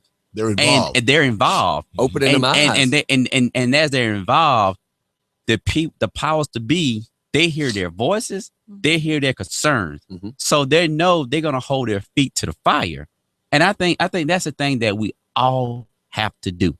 Listen, if you have a superintendent, if you have a president or whoever, you must hold their feet. Even a commissioner sitting here right beside you. That's Listen, right. That's if right. if he's He's telling you, hey, this is what we're gonna do for the county of Rockdale County, and if it does not get done, You gotta hold them accountable. you got to hold him accountable. Mhm. You cannot sit here and say, hey, well, you know, he's my friend, he's a good guy. No, that's no. Listen. Me and Commissioner Oz, hey, there's something that happened. I said, hey, Commissioner, you said this, so what are we gonna do about it? Right. And he said, you know something? You're right. Let me correct it. Let's get on it. So I think that's the biggest thing that we have to do. And I want to go back to something real quick, Scotty, too, is that, and we was talking in the park. Here's one of the biggest myths that is out there that I think that is kind of like hurting the NAACP as far as membership. There's this tape out here. There's a tape out here. It's called Hidden Colors. I don't know if you guys heard about it or seen this tape yet or not, right? Mm-hmm. Well, you know, I've seen this. I heard about the tape about 3 years ago. So when I heard about the tape, you know, I've heard all these myths that was going on that people said about, you know, the tape. And in some type of way, people tied this tape and said that, well, see, the NAACP is not good. You know, these organizations that y'all have, you know, the government control these organizations. And I'm thinking to myself, it's like, you know, and Scotty, you talked about it earlier about the blinders. I'm like, see, here's the problem that we have is that somebody bring out a tape that is not even factually proven, but they put it out there in the community, and now everybody think they know what's going on. Well, we see it every day because there's stuff on Facebook every day that's not true. And people can fabricate things because of technology now. Oh, yeah. You can make something look like it's real. Well, I hello. can put you- Bon I can- Jovi died. And then all of a sudden, Right. you know, next thing we know, Stevie Wonder died. Right, and then right. the next thing we know, somebody else died. And Right. I'm telling people, hello, did Right. you see it on Channel 2 or Fox 5? Because Right. if you didn't see it on their post on Facebook, The Exactly. Pope choked. don't. The that's- Pope that's choked. right. The Pope choked. Exactly right. All this Yes. crazy stuff, and you're absolutely right. So you know when you talk about modifying or manipulating, should I say, an audio tape or a videotape, we know that there's technology That's out right. here that can do it. Yes. Certainly, I can put my face on Stephanie's body, and she can take her face and put it on my body. I've That can seen happen her all the look time. like she's got your face. I knew that'd get you going, but yeah, I love you, Steph. Thanks for taking the abuse.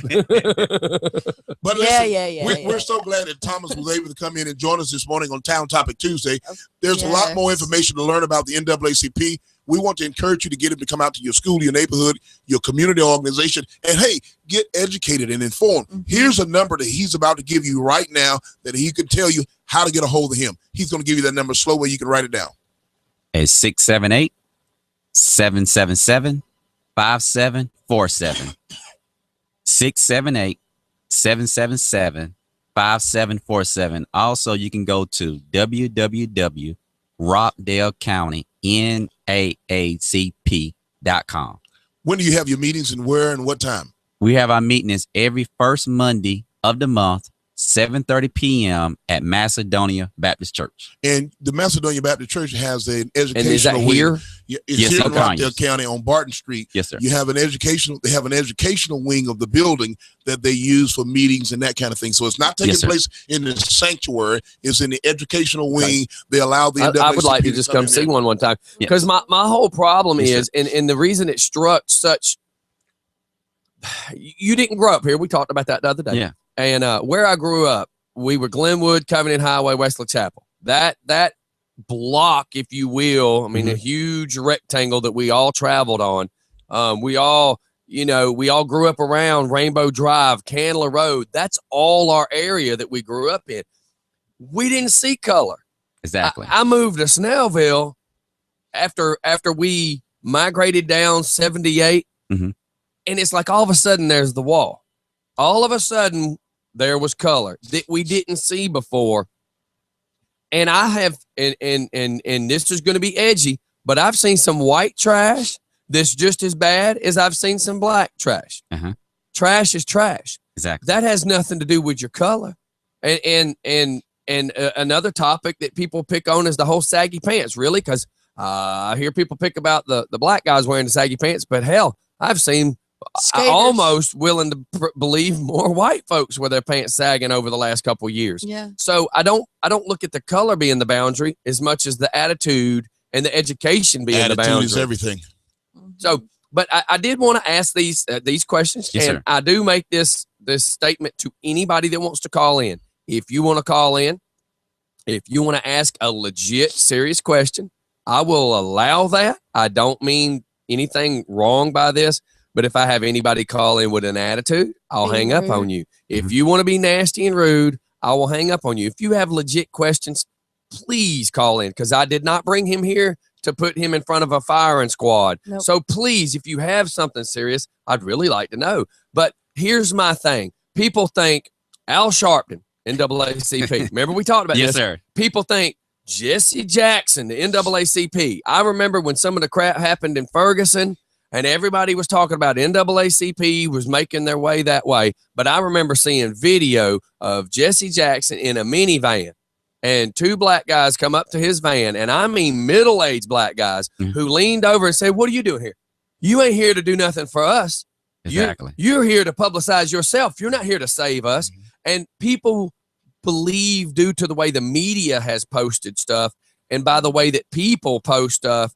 And again, there's that wise tale. They've heard it so much through a friend. Well, a friend told me. Right. A friend Yeah. told me. I I heard. Or it was on Facebook. It was on Facebook. So- and I'm glad he mentioned Reverend Jesse Jackson and Reverend Al Sharpton, because neither one of those guys represent the NAACP. Exactly. Reverend Jackson is with the Rainbow Push Coalition. Yeah, the Rainbow And Coalition. Al Sharpton, Reverend Sharpton, is with National Action Network. National Action Network. I can hardly say it.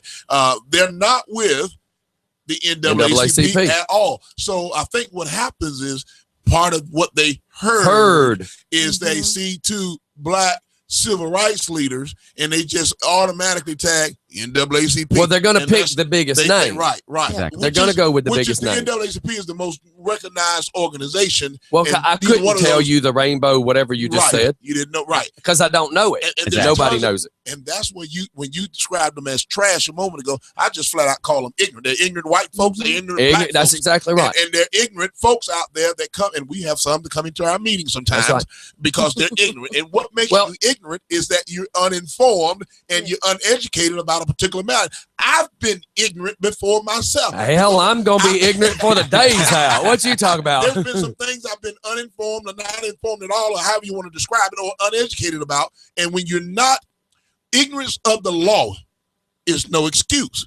But when you have people rattling off at the mouth as if they know what they're talking about and they're inciting a crowd, then those are, you call them trash. Those are the kind of people that we're talking about. They're black, they're white, they're polka dot, they're striped, they're gay, they're straight, they're twisted, they're split, they're everything. That's right.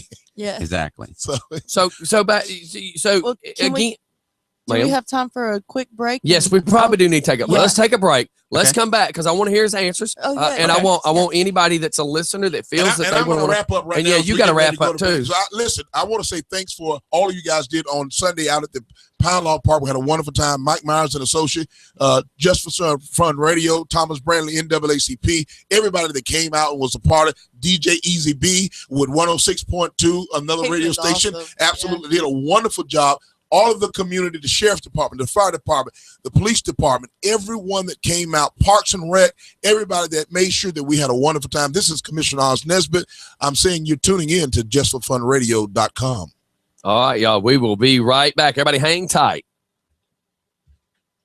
Good. Good Man, morning. Good morning. good Good morning. information, man. Hey, Very good. Good to see you, man. Hey, Yes, I sir. did a Good job. Great job. Great job. We glad you were part of it, and we got more of that coming too. Yeah, there's a black The bag. good thing about it is, man, we was able to sign up And you for still been recording. I know. I think I had it right outside the door, but I may have brought it in. Because I was letting the ice drain. Signed up. Oh wow! Cool. How many did? Wow. 12. And I needed to, and I still didn't get up. Now, what you already turned that stuff in? Yeah, because you know that's what Miss Eve was supposed to. She's Right. already Oh, she's already certified to do that. state Oh, and everything. that was perfect. And so then we have some more that we passed out that's supposed to bring in. That's great. So yeah, working on that. That's one thing. Super duper. All right. Well, I'm gonna ease out, guys, Well- and head on over. I'll let you hear like We got a pretty interesting meeting over here today. Oh, I'm sure. So I'm got a couple of war shoes on. We'll talk later on today. All right. All right, Scott. And Coach said he ain't coming now. Okay. He said he's got to get this Yeah, thing he's got to get Sunday video. Yeah. uploaded. Oh, yes, So sir. we'll let us know. All right, guys. Okay. Dr. Stick up there. All right. I'll let you later on. Okay. And make sure you get up this high niner. Okay. I will. All right.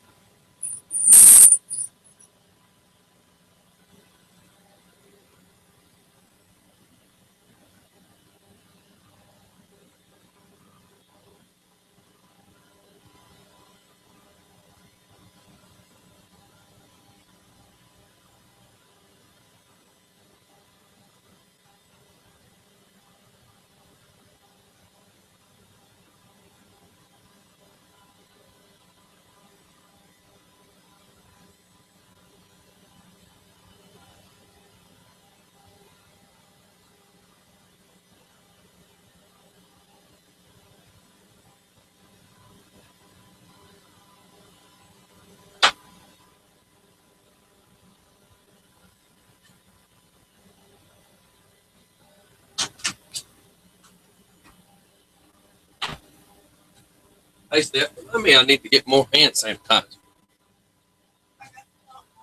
Well, I need to keep it here, not that I'm complaining. I just meant here. Let's get that camera set back up just to do the 3 chairs. Coach says he's not going to make it. Oh, Coach isn't coming? No, Okay. he's trying to get all the video and stuff edited from Sunday, and that's so time consuming.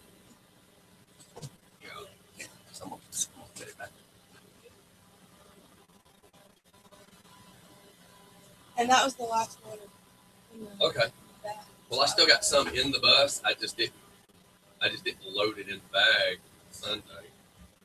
We need to get I know. I need to go buy another big box.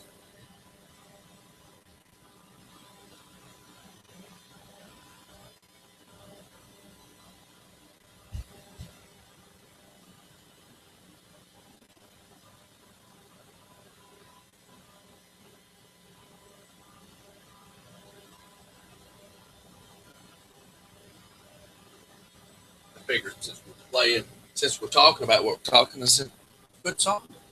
Mm-hmm. Well, it's like we were talking about earlier this morning before the show even started. Winning Yeah, this is 2015. You can sit here now. Yeah, you can move over. Yeah. All right. Yeah, we're 2015, man. I Oh can't. man, yeah. Come on. When, Man, when are people going to stop looking at this? Yeah. Looking at this? Exactly. And then when I was telling people about you, Oh my gosh. when I was discussing you, and I said, so met a guy. I said, he's from North Carolina. Uh-huh. Sounds just as country as me. Little different accent. And they're going, really? I went, Yeah, man. yeah. I said, it just goes to show what you have mentally painted in your head. And that's the problem, is what they think they know. And you got to get past what you think you know and open your eyes. That's why I said it's this. I don't see you, you know, and I'm walking this way and I'm not looking at nobody but myself. The greatest example I can paint is text messaging and walking through a parking lot. You're going to, my wife, I jokingly say this about my wife, but she did it. She twisted her ankle in a pothole. Mm-hmm. Why? Because you was texting while you were walking. But the point is, if you walk through life like that, A, you're setting yourself up for another pothole. Exactly. But B, how many other things did you just walk past because you didn't open your eyes? Exactly. That's my whole problem is getting them eyes open. I guess what really gets people is because when you break down what the NAACP stands for, Exactly. the lettering, it says colored people. But we can get into that in a second. But the problem is when it was developed, invented, brought about. 1909. Yeah. Huh? 1909. Right. But when that time frame happened, that was then. But now they've grown to be much more than Exactly. that. It's like I try to tell people when people want to discuss the Bible, I'm like, the thing is, you got to remember where the world was at the time it was written versus where we are now. People's interpretation, meaning then versus meaning now, you have to, you can't stay narrow-minded. You have to see the bigger picture.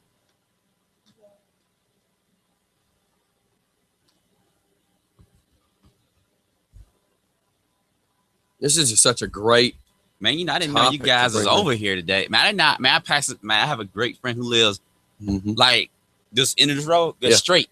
Yeah. I And didn't going know to the you next guys, one. yeah, I did not know you guys was over here, man, until and I was over here giving out an award to the high school last Thursday when they had the awards day. Right.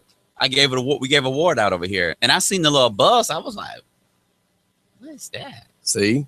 And so you know, and I was like, "What is that?" Because I have customers who have those type of buses and stuff, and we work on them all the time. Right. And so when I seen it, that's when I seen you guys, and that's when I met you. I was like, "Okay, that's the whole them." time. Yeah. Here, let's go back live. Okay. All right. Yeah, we're sitting here talking about he's been driving past here. I have cats that have known me for 10 years. Wow. And they know about the station. They know what I do. Yeah. And they'll call me up and go, man, I just realized where you live. And I'm like, really? He says, man, I've been riding past there for years. And I said, and you just noticed a 26-foot black bus that's been here two years confirmed. No, November will be 3 years, and you just noticed it. But we were saying off a break, anybody that was watching video, we were talking about people walking through life with blinders on. Exactly. And I said, and this is not to pick on my wife, but it's a true story. So we're leaving bike week. My wife walks across the street with Abby to look at the t-shirt shop. On the way back, my wife's walking, text messaging, and twist her ankle in a pothole and almost falls.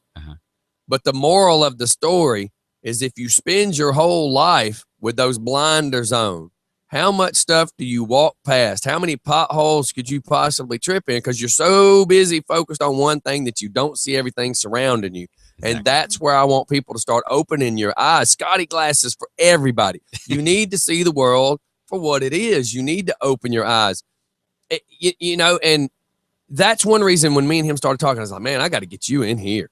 We need these conversations. Exactly. People have got to see. And then while we were on break, and I'm going to let him start explaining more, but I also was saying to Steph, when the Bible was written back then, their interpretation, the way they saw things is how they wrote the book.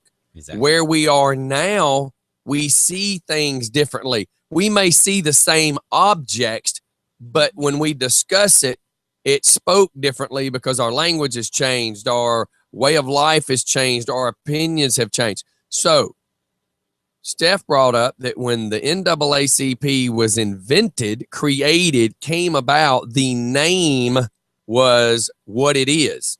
Yeah, what the But letter stood for. What the letter stood for then was what it stood for then, but it has evolved. Exactly. It has grown. There is now more things than one thing. Back in that time frame, that one thing might have been the focus, but now it's such a bigger focus. It's just, it is what it is, and people have got to get past that. Now, if you want to just explain more without me interrupting, I just wanted to make sure I could paint that picture that people need to understand it. And exactly. And here's the thing at the end of the day. End of the day, like I said again earlier, is that we're all about justice for everybody. And if you go back to the founders, and if you look at what it was founded for, it was basically getting people to come together. And look, you can go back into the 1900s. There were white and blacks still working together for a common goal and good. You can go back to the Tulsa, Oklahoma, which a lot of people don't remember, when you had Black Wall Street.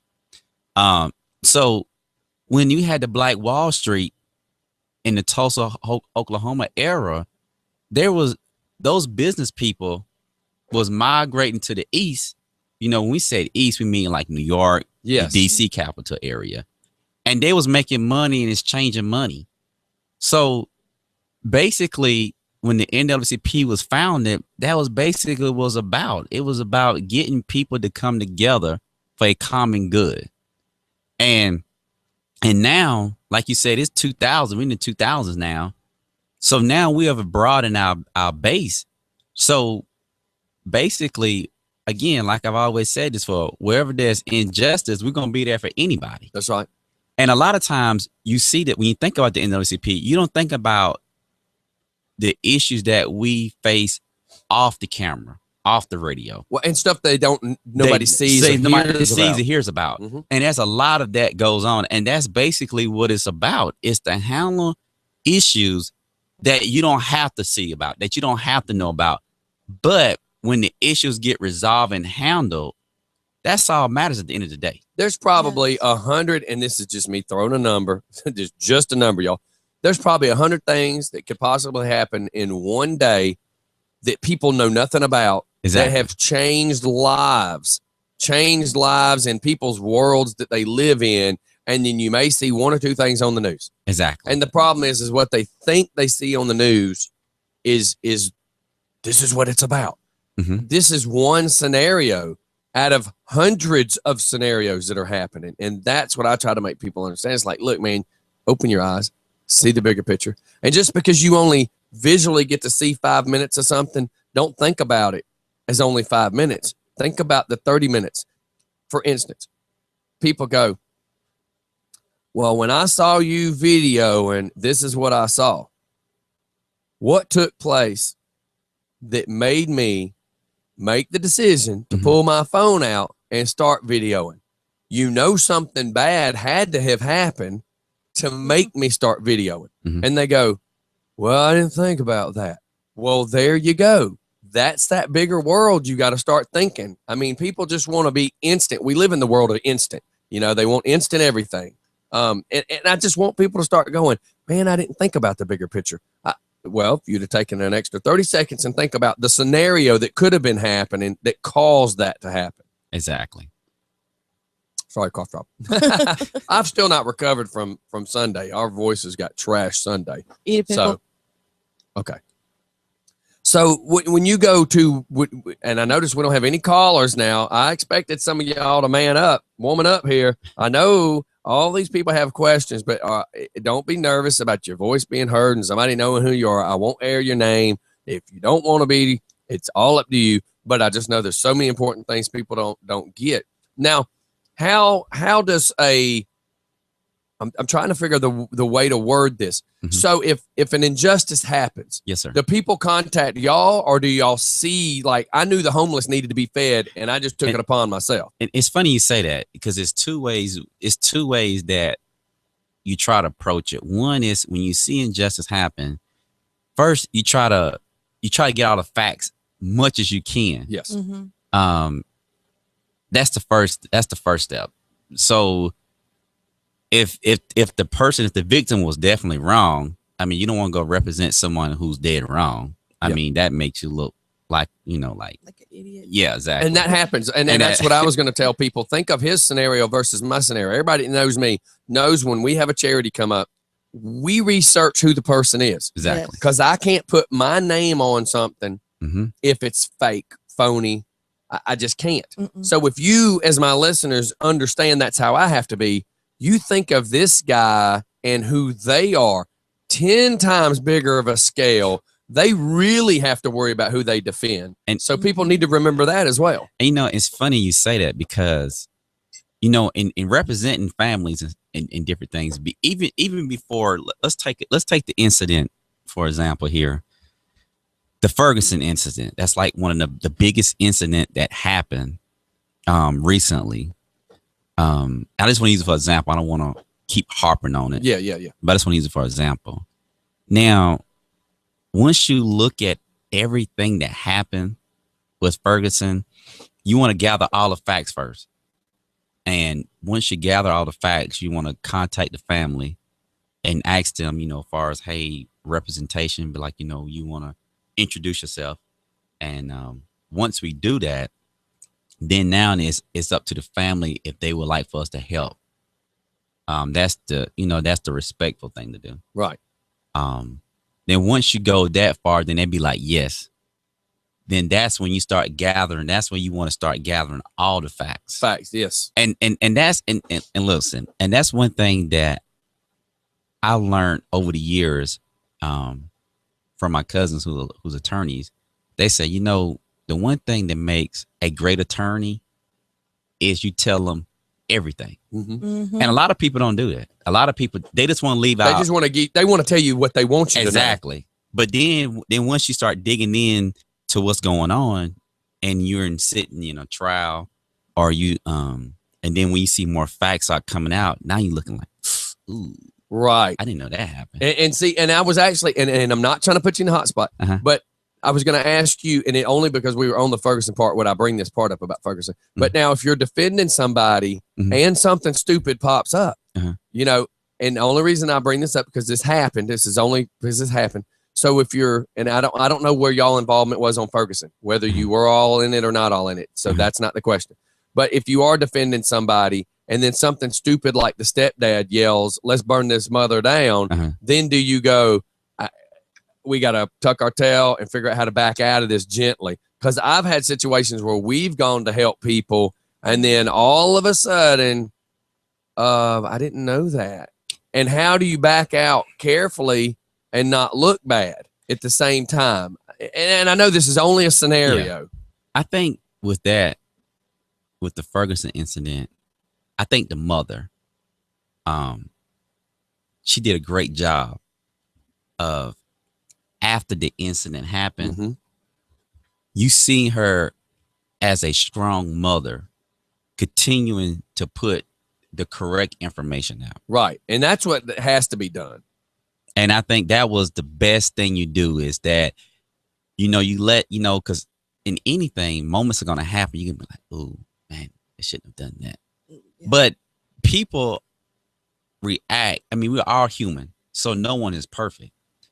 And I think a lot of times when that happens, you have to kind of like then talk to them and say, hey, look, that wasn't the correct thing to say. And then apologize. Yeah.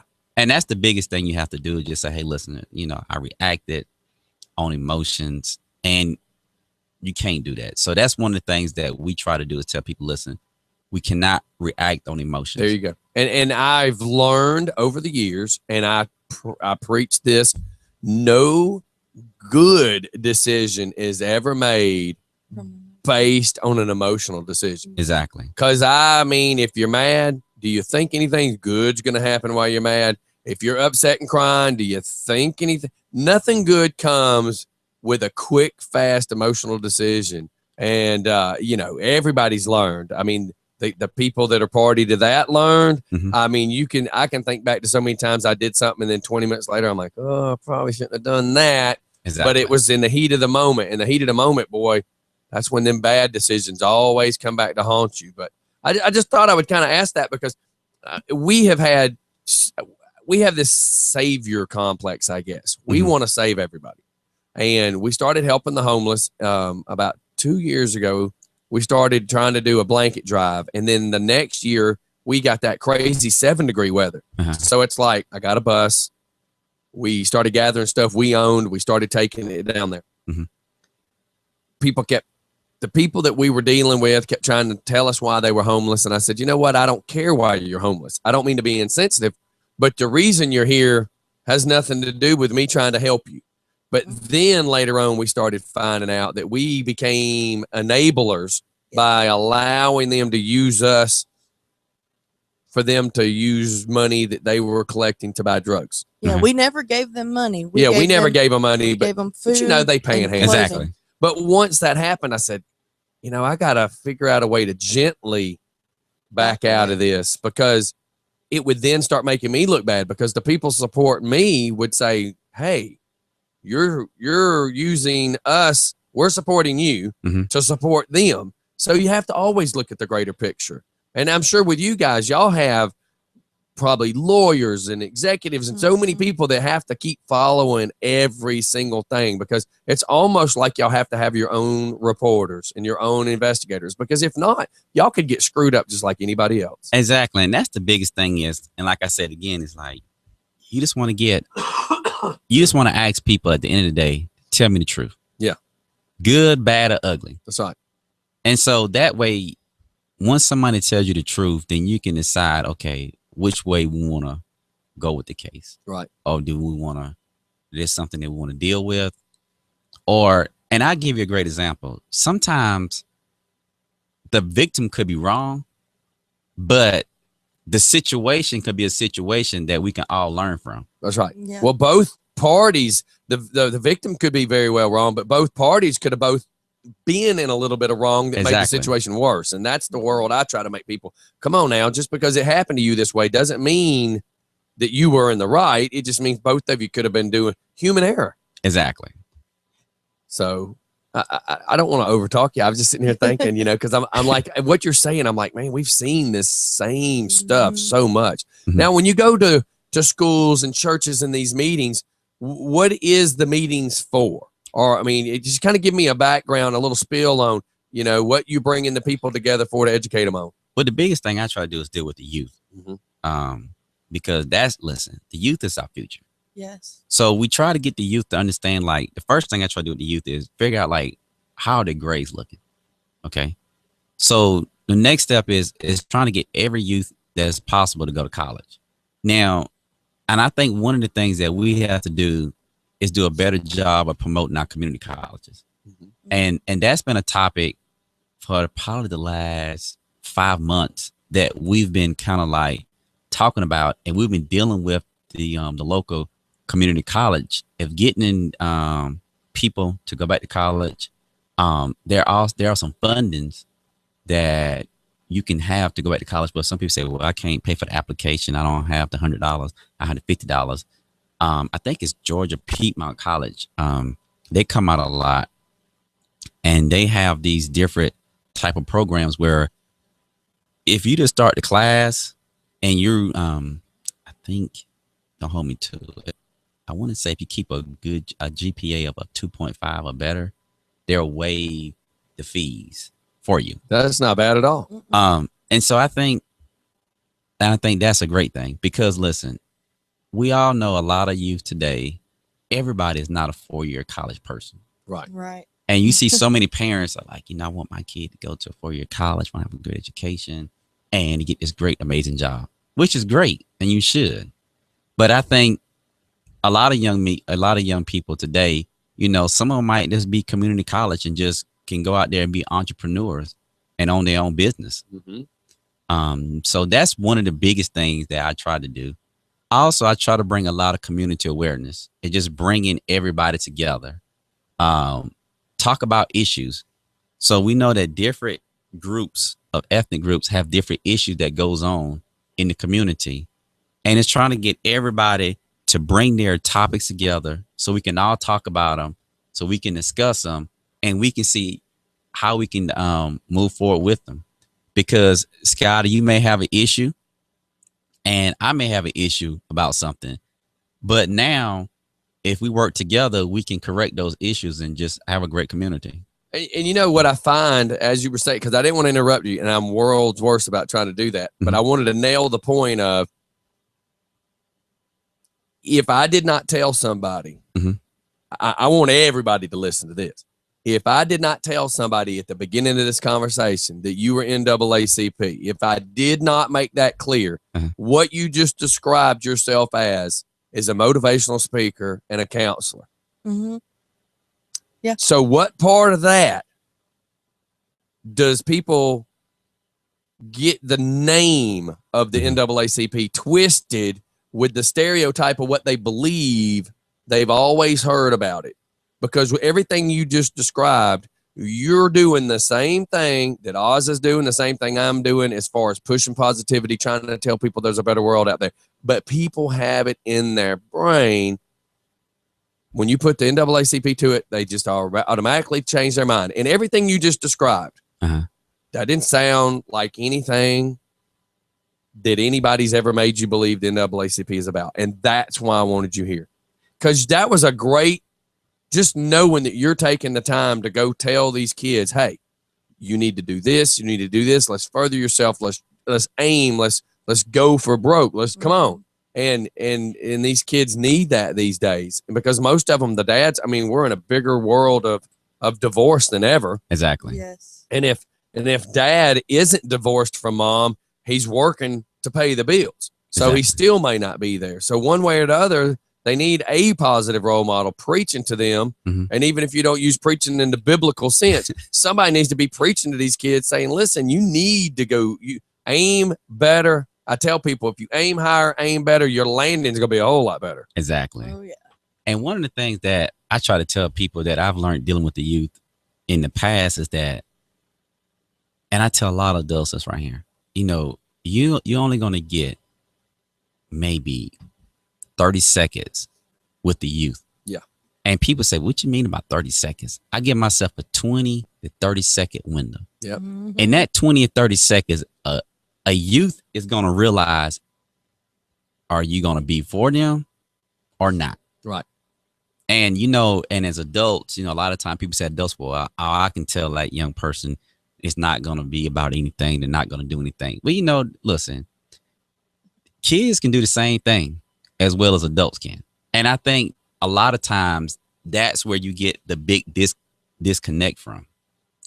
So I think that when kids see that you're genuinely for them and you're genuinely trying to help them, you know, they're going to be more willing to put in the work ethic to do what they have to do to become a better person. That's right. Become a better. And the fact that you're even listening to them, that's the important thing.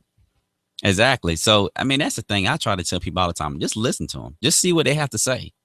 Because a lot of times it's frustration with them. They feel like they don't have nobody to listen to. And due to that is not always the kid's fault. I mean, it's a lot of things have to do with society today. Right. Because, I mean, I can remember my parents, I mean, in the 80s and the 90s, you know, it was 9 to 5 back then. 9 to 5, you know, about no later than 6 o'clock, mom and dad was home. So, you know, you have families that eat together. You know, they had dinner together. You know, weekends, you know, people didn't really work so much. So you had a lot of family time, you know, in the 80s and the 90s. And I think now it's more, everything is on the go now. Oh, you know? Yeah. We are faster than we've ever been as a society. Exactly. You know, so if think about if you're a parent and you're working, your phone is like your livelihood.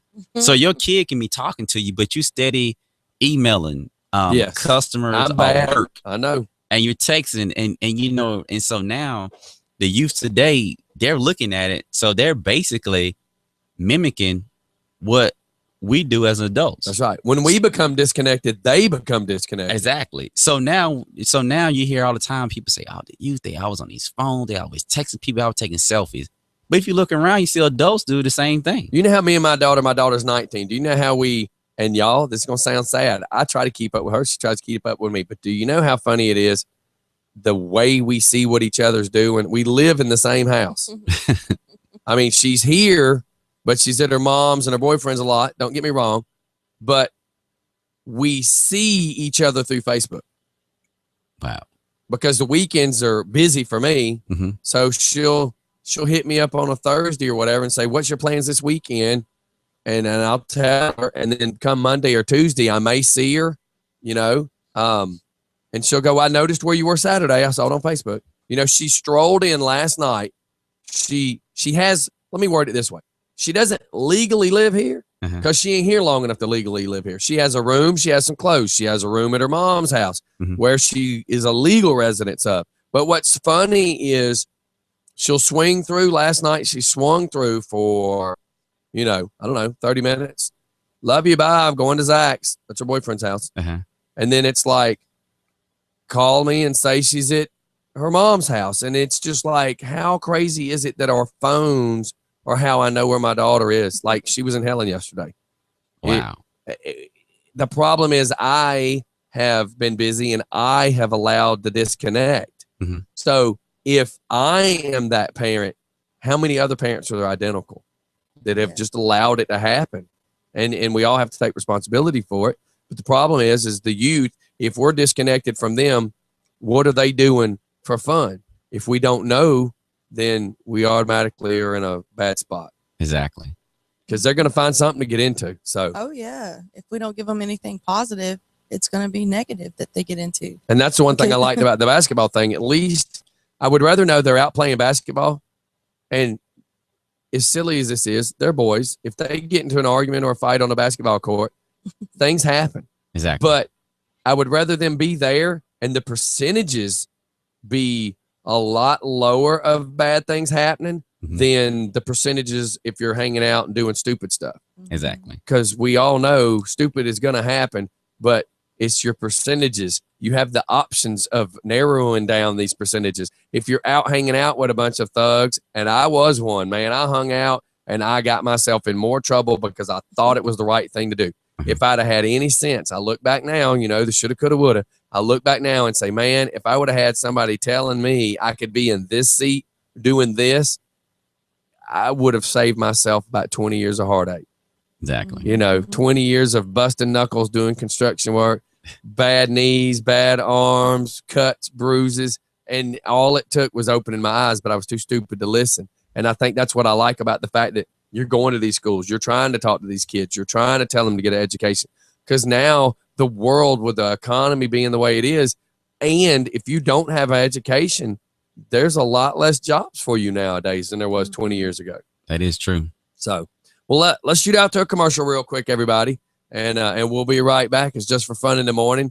Anything that anybody wants to call about, I am super shocked that none of y'all have called in. I figured somewhere along the lines, somebody would be. Are y'all nervous? I mean, are you just nervous to ask questions? Because I know good and well, a lot of people out there need to know certain things. Oh, for those that are listening that don't know the telephone number and would like to call in, the telephone number to the station is 678-760-1556. That's right. And if you're listening from an app, just look at your app. It's at the top of the app. It gives the number, but I know there's probably a lot of people listening from computers as well. So, yes, if you would like to call in, please call in 678-760-1556. Wait a few minutes. We're going to go to commercial, play a song. We'll be right back. But definitely, as soon as you start hearing us talk again, let's get you to call in. I'm sure somebody out there has something that they want to ask because, I mean, I can't be the only person that sat here and questioned what exactly the NAACP does or stands for. And I still may never know everything because y'all handle so much. This is such a big organization. Everybody, we'll be right back in just a few seconds. Please keep it respectful. Well, hopefully we've been kind of clear on that one.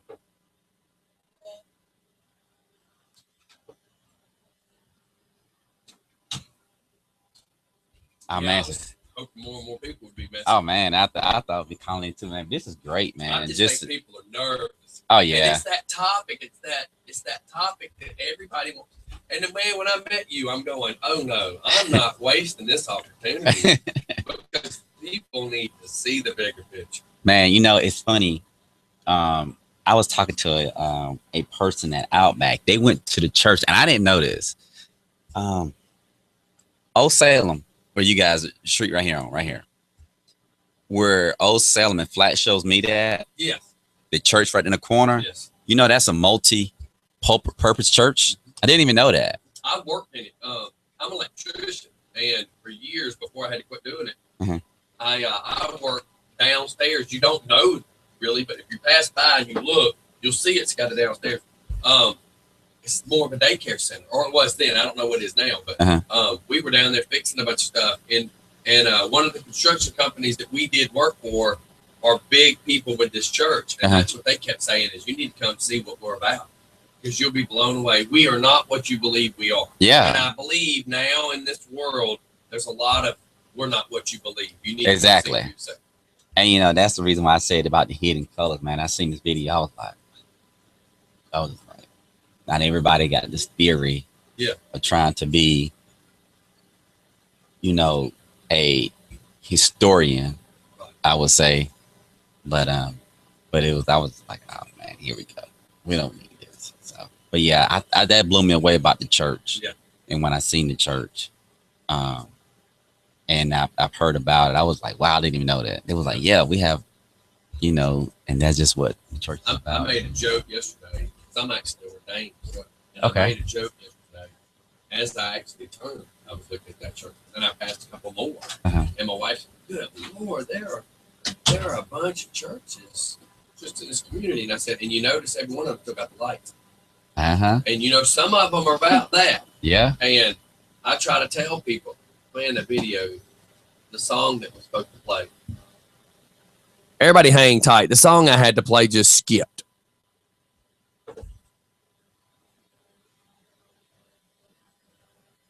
Travis said a family of geese just shut down Peachtree Parkway.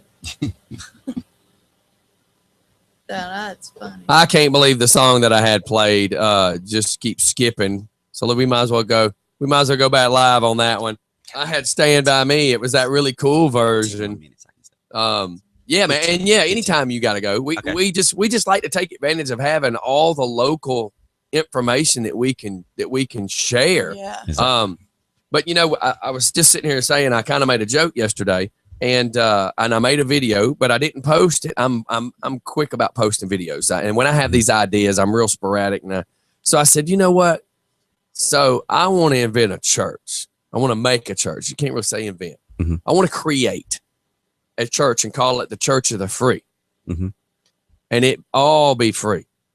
You know, I know you got to have money to run a church, but we could have a meeting in a parking lot for all I care. And I want it to be free for your opinions, free for your way of thinking, free for your religion, non-denomination, meaning if you want to believe this about the Bible, who am I to tell you you're wrong? And I think there's been so many bad raps because of stupid stuff that has happened. And it's not that I'm bashing any churches because it's like a bag of apples. There's going to be one bad one. But why can't people just come together and be positive? And a lot of the churches, like I went to a really big one called the Oasis, and in the beginning, it was such a great church. It was non-denominational. You could see any color in that church you wanted. It was awesome.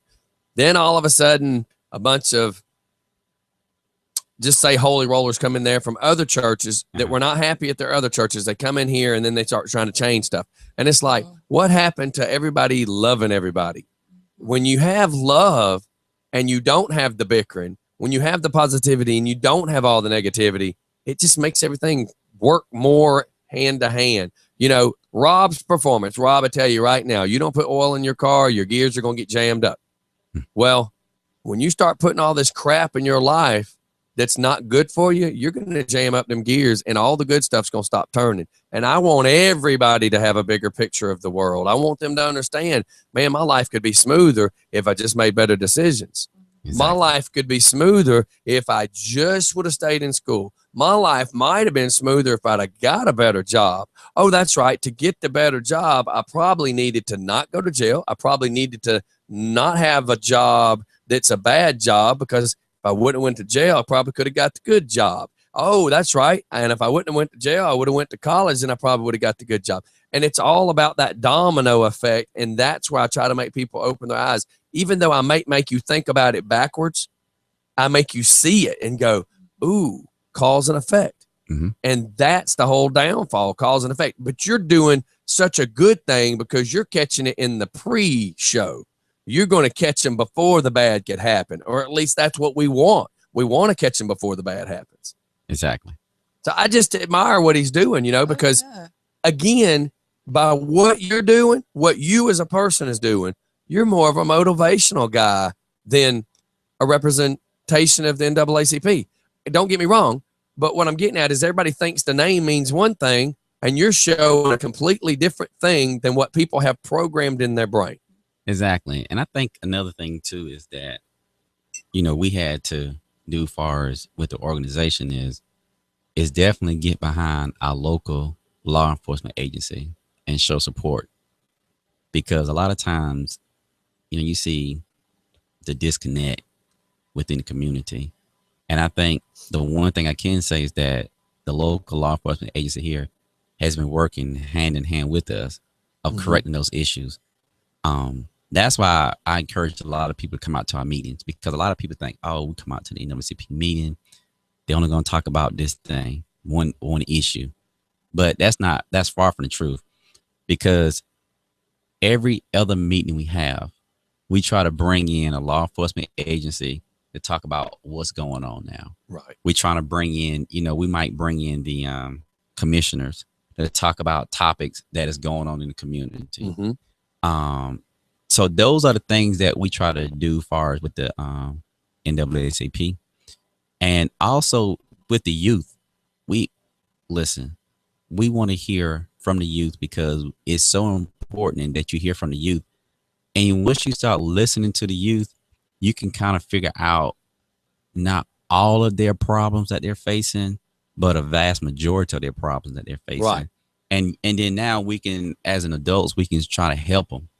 Well, we can't very well fix something if we don't know what it is, Exactly. or we don't understand how it works, or we can't figure out / understand how to even fix it. You got to be listening. And that's the thing, you have to listen to them. But here's the bigger issue as well when dealing with youth. You can't judge them. That's right. No. So the problem become is, I've seen a lot of times, it's like when they tell you something bad, you can't be like, well, why did you do that? That was so crazy. That was so, you shouldn't have done that. You wrong. You have to listen to it and just take a deep breath and be like, okay. So, okay, well, tell you what, moving forward, let's do this better. Right. And okay, what's done is done. So let's try to help them and move forward. Okay. Makes sense. And Yeah, because if you put them in defense mode, they shut down on they're you. shut down on you. So And you they're don't not want listening that. to you. Yeah, they're not listening to you. So That's right. once they start seeing, something, I don't care how bad the situation was.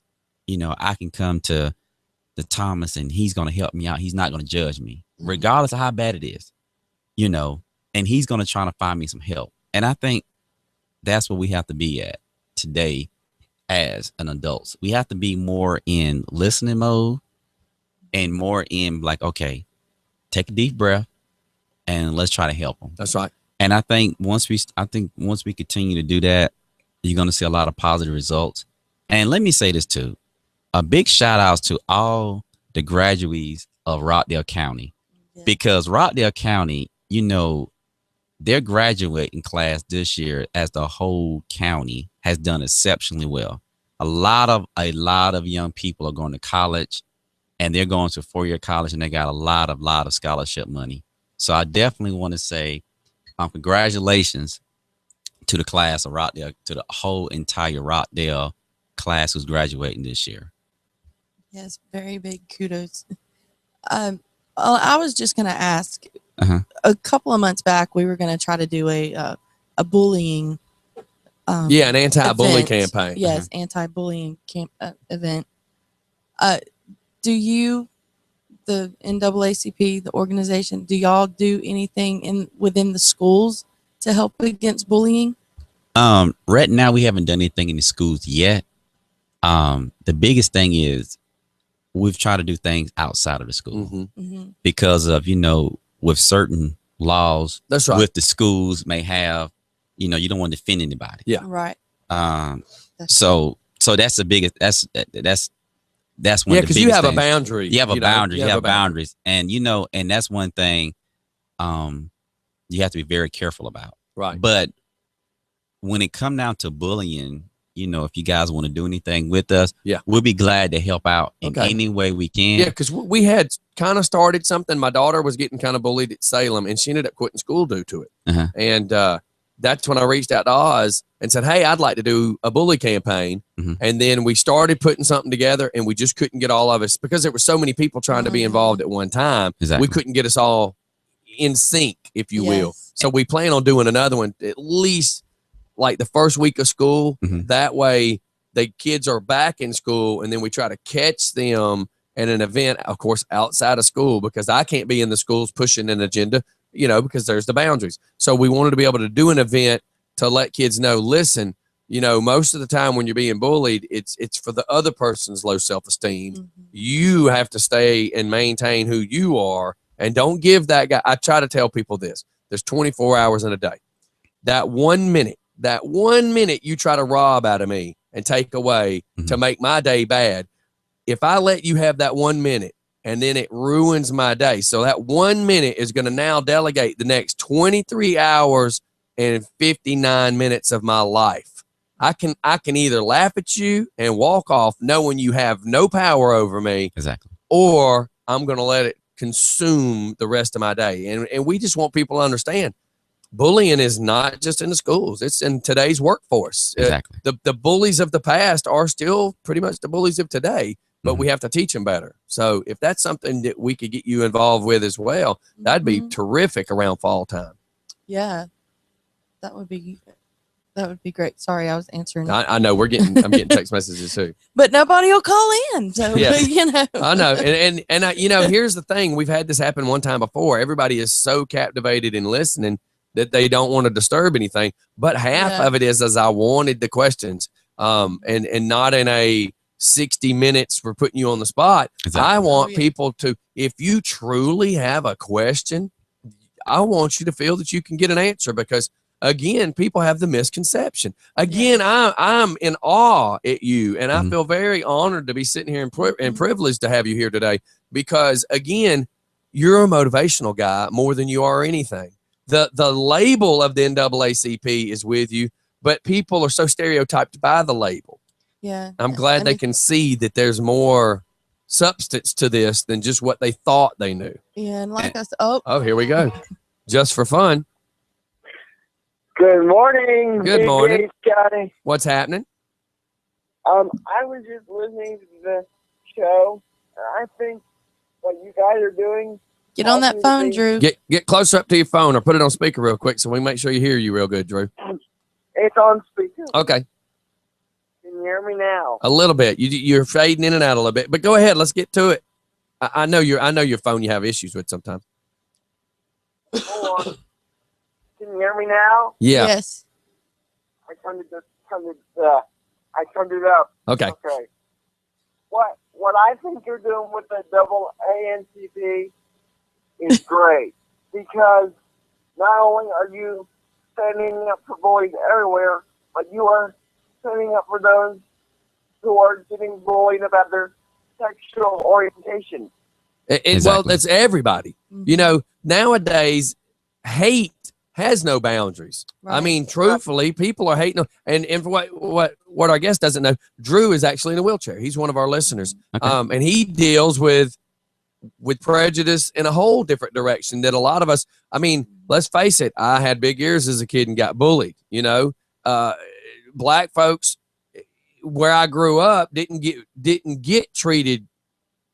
We didn't have a color problem. Exactly. And like I said, I made it to Snellville, and then all of a sudden I discovered what a color problem was. Mhm. And for me to grow up and never really see it and then go see it as a grown up, I walk into it and see it, and then like Drew sees a world that we'll never see, and it's hard to comprehend if you don't live the world. And DJ Scotty, I never told you this, but I used to get teased and made fun of and figured out because I was in a wheelchair. But now people look at me and they want me to explain why I'm in the wheelchair. And now I'm in a place where I don't mind explaining because I know it's gonna be a part of my life no matter what I try to do. That's right. Mm-hmm. Well, I'm proud of you for succeeding. He goes to college now. He goes to Georgia Perimeter. He's making the steps to advance himself in life, and that's what we all need to do. Hell, I'm chasing a dream that nobody thought was even possible, All right, Drew. Well, thanks for calling in. Thank you, man. Right. And come out to some of our meetings, man. I'd be glad to meet you. And kudos to you for coming on the radio because I think what you're doing is great. Hey, thank you, man. And like you say, we have our meetings, man. Definitely come out. I'd be glad to meet with you. And just come out, man. Thank you for calling. No problem. All right, man. We'll see you later, Drew. See you later. Bye. All right. Now, I know you got to get going, but the one thing I never asked, here comes the big one. What made you do it? Did you just wake up? Nah, man. It's funny you say that, man, because here's the thing. When I was about, probably about 6 years old, my father was the president of the chapter in South Carolina. I'm a native of South Carolina. And actually, the national president at the time, him and my father, and they grew up in the area. So you see all these guys that coming through the ranks now. You talking about the Al Sharptoners and the Jesse Jacksons of the world. Mm-hmm. When I was a young kid, I seen them getting their training back in my hometown in South Carolina. So it was like I was always a part of it. It never left me. And honestly, that I thought I would be a vice president or become to be a president. No, not as a kid. I was like, man, I'm not fit to do this, man. I see my father taking all his time up, but I knew so much about it. And then once I knew the good of it. And, once I seen my father started doing it, when I probably got about I would say 11 years old, that's when I knew. Then I was like, okay, I can see myself being the national president one day, because I seen so much, and I seen the good, and I seen how the organization was helping everybody. And that's something in me that I like to do. I like to help people out. Mm-hmm. And that's one thing that I can say that the organization gives me the platform to do. And also, let me say this too. I want to also thank my wife, Marlena Brantley, for helping me out too, because she was a big supporter of me of being the vice president as well too. So I could not do this without my wife. So I definitely want to say thank you to my wife for supporting me, because it is difficulty, by me being a business owner, being a husband, and also now being a community activist.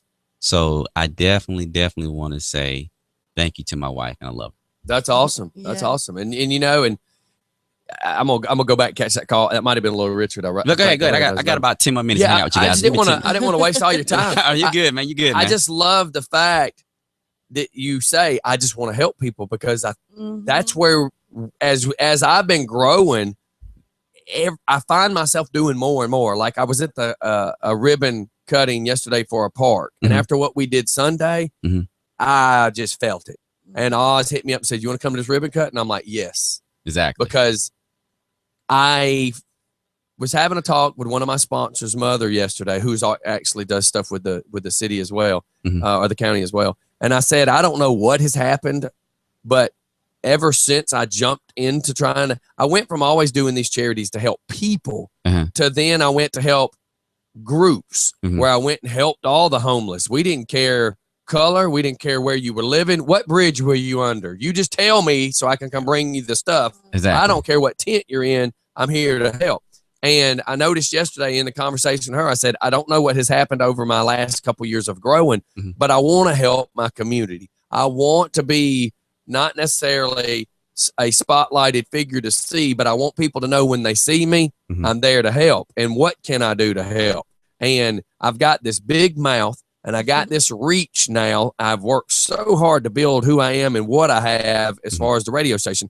If I can use this to help you in any way possible, please let me know. And I just love the fact that I can try to help. So it was really cool to just hear you even say, I wanted to help people. And that's something that a lot of people can admire about somebody is when you're willing to.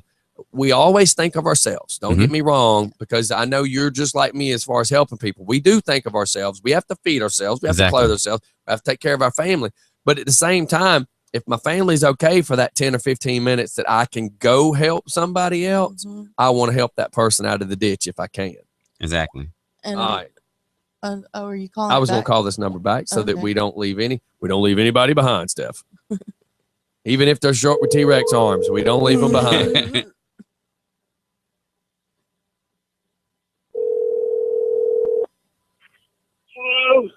Hey. Oh, that's Corey. Hey, man. Hey, what's happening? You had called too. I was trying to get you back. Hey, man. Talking about bullying, I used to get made fun of all the time. And used to get what all the time? Made fun of all the time. Oh, yeah. And see, this is another one of our listeners that is disabled as well. Until I started making all that, they don't want to be my friend. And so now they're my friend. He used to make fun of me. They used to make fun of me all the time. So, you know, I've been through that. The funniest thing that you could ever do, and I know this is going to be mean, but the funniest thing that you could ever do is when they laugh at you, say, at least I have a reason why I can't tie my shoes. Oh. Yeah. And then that makes him just go, really? Because I've learned when it comes to these bullies, and I call people vamps. Vamps are people that just try to pop the balloons at the birthday party. If you have a good day, they got to make your day bad. If your car's fast, their car's got to be faster. Their car's got to be shinier. Exactly. And I say, you know what? Why are you vamping on me, man? You can take that somewhere else. Yeah. So now, people that used to be bullies are now my friends now. Well, I tell people if I got to try to win your friendship, it's probably not a friendship I need. Right. So, you know, if they don't want to be your friend just because their own reasons, then don't try to win them over. Nope. I mean, you know, we Let should 'em all go. be nice to people. Don't get me wrong, but I can't be phony just to make you like me. Right. And that's what I learned. All right, man. Well, I appreciate you calling in. Anything else, just holler. We got just a few minutes left of him. And we're wrapping up the show here in just a few seconds anyhow. Yeah. All right. All right. Well, Thanks for you're being a welcome. good listener, Corey. We appreciate you. Hey, thank you, man. All right. Bye-bye. So, yeah, man. And how funny is this in an odd way? We've been telling people to call. I know we got some listeners that are listening. We got a female in Germany, and the only reason she's not been able to call because she's in Germany. You know, the funny is how about this the way I put this, I'm gonna have to try to word it right. The two people that has probably faced more discrimination than any of my listeners were the two people that called in. Does that make sense? Yeah. Isn't that just surprising yet not surprising? So you know, but what you're doing is just, it's awesome, man. And anything we can work together on, any kind of events or whatever, just let me know. I mean, I like to help all I can. And if it's something I can help on, I definitely want to. And we definitely need to break down the walls in this world and let people see people are human. Everybody's human. Exactly. And then the one thing is too, I might want to add real quick too, is that I know everybody, excuse me, you know, in the break of all the different recent event that's happening in America right now, you know, one thing I try to do far as is bring everybody together. So let's say like if you got 3 or 4 people that are doing the same topic or the same program, you know, what I try to do is listen to everybody and be like, hey, I tell you what, how about we try to all get together and, you know, since you may have 3 people doing a topic on bullying, why don't you guys be the panel and then you guys bring all y'all crowd together in one location, Right. and let's talk about it. So that's another thing that sometimes a challenge too, and because everybody want to come to you with this idea of hey, they want to work on a project, they want to do something. So what I try to do is be like, hey, another individual is doing a project as well. Right. So how about you guys? Let's meet. Let's come together and let's Right. try to bring everybody together. So Make that way, one it won't, big. yeah. Yeah. So that way, it don't seem like everybody has their own agenda. That's right. And I think sometimes, you can do something good, but sometimes you have to be kind of like careful of not having your own agenda. That's right. And I mean, it's like me. I had a topic about the under fire, what Officer Sergeant Corey had, and we thought about that with the NWCP. And so when I seen that he had one, I was just like, hey, look, I tell you what I'm gonna do. I'm gonna back mine down, support his, and now reach out to him, which I did. So now I'm trying to get a whole group together. So That's right. so now they can bring their program back to a larger scale. That's right. Because sometimes you don't need to invent the wheel. It's already been invented. That's right. So we just need to just bring it. Everybody just need to come together. Yeah. And see, So- I tell the words, if we decided to get together, Yeah. my idea might not be the best and your idea might not be the best, but together we may have one insanely awesome idea. Mm. Exactly. So if we can merge stuff together and make a huge blowout to cover so much, then why not? And that is a great attitude to have, knowing that, okay, I can have one small event, or he could have one small event, or we could do a huge upscale event that's going to impact more of the community. Exactly. And so that's one of the biggest things that being in the position that I am, you see so much of that. So you got to kind of like, before you say, yeah, I can commit to something, you're trying to like I always give myself a 2-week window. Yeah. So that way I I've figure, learned. hey, so I figure, hey, in 2 weeks, Mm-hmm. if something else come up, then I can be like, okay, I've given myself time to listen to everybody with their projects and try to make it. And let me say this too, a lot of times that we're not going to be able to make everybody event. So please don't be mad and say, hey, I invite the NWCP out. He couldn't make my event. Listen, Well, if busy. yeah. So if I can't make your event, please trust to believe we will have a representation there from the organization. And also what we do a lot too is, and just like with Just for Fun Radio, if you have an event and you work with us, we also post things on our website as well. So definitely anything dealing with the community that's going to help the community as a whole, we would do our best to put on our website. So if you guys have anything out there, any groups that want to do something positive, community based, or even just state based, and just positively get with Just for Fun Radio, put it like on a flyer platform. And the reason why I'm saying that for is because that way it makes it easy for us to put it on our website. And so that way we can be able to help your cause and support the group. Yeah. I don't know if it might be something that you're interested in, or if you've even heard about it going on, but June 6th, we participate in a big ride for our fallen officer, Brian Mahaffey. We usually have the motorcycle ride, and all the proceeds Well, it's just a ride now. I wouldn't call it just a motorcycle ride, because we have bikes, cars, Jeeps, yeah. a bus, a memorial ride. But it's a Yeah, memorial definitely. ride. Listen, anything dealing with officers, we're there. And do you live here in Conyers? Yes. Well, there's even a bigger plus. We should have Yeah. jumped on that from the beginning too. Oh, So I knew now- that. I'm sorry. Well, actually about Bad 5 stuff, minutes bad stuff. away, man. I Okay. live right there on the line. We Okay. call it, some people, Conyers, Covington. Well, I was going to say, we're all right there. C-Town. Yeah, That's we what I all tell people. C-Town. Conyers, Yeah. Covington, we're Covington. just C-Town. We see town. And So- and that's the thing too. I like, as far as with the NWCP, I try to tell people, listen, man, when you talk about Conyers, you got to consider Covington, because man, we do everything together. everything together. Mhm. If hey, listen, if Conyers don't have it, well, Covington got it. That's right. If Covington don't have it, we're gonna go to Conyers and have it. That's right. Yep. So you So- might go back and forth Go on the back and same forth. day. Exactly. Yeah, we've done that We've before. done that. And it's funny you say that, because like you say, go back and forth. So And then, like I said, that's the one thing that, I try to tell people to do is listen, look, we have a great community out here.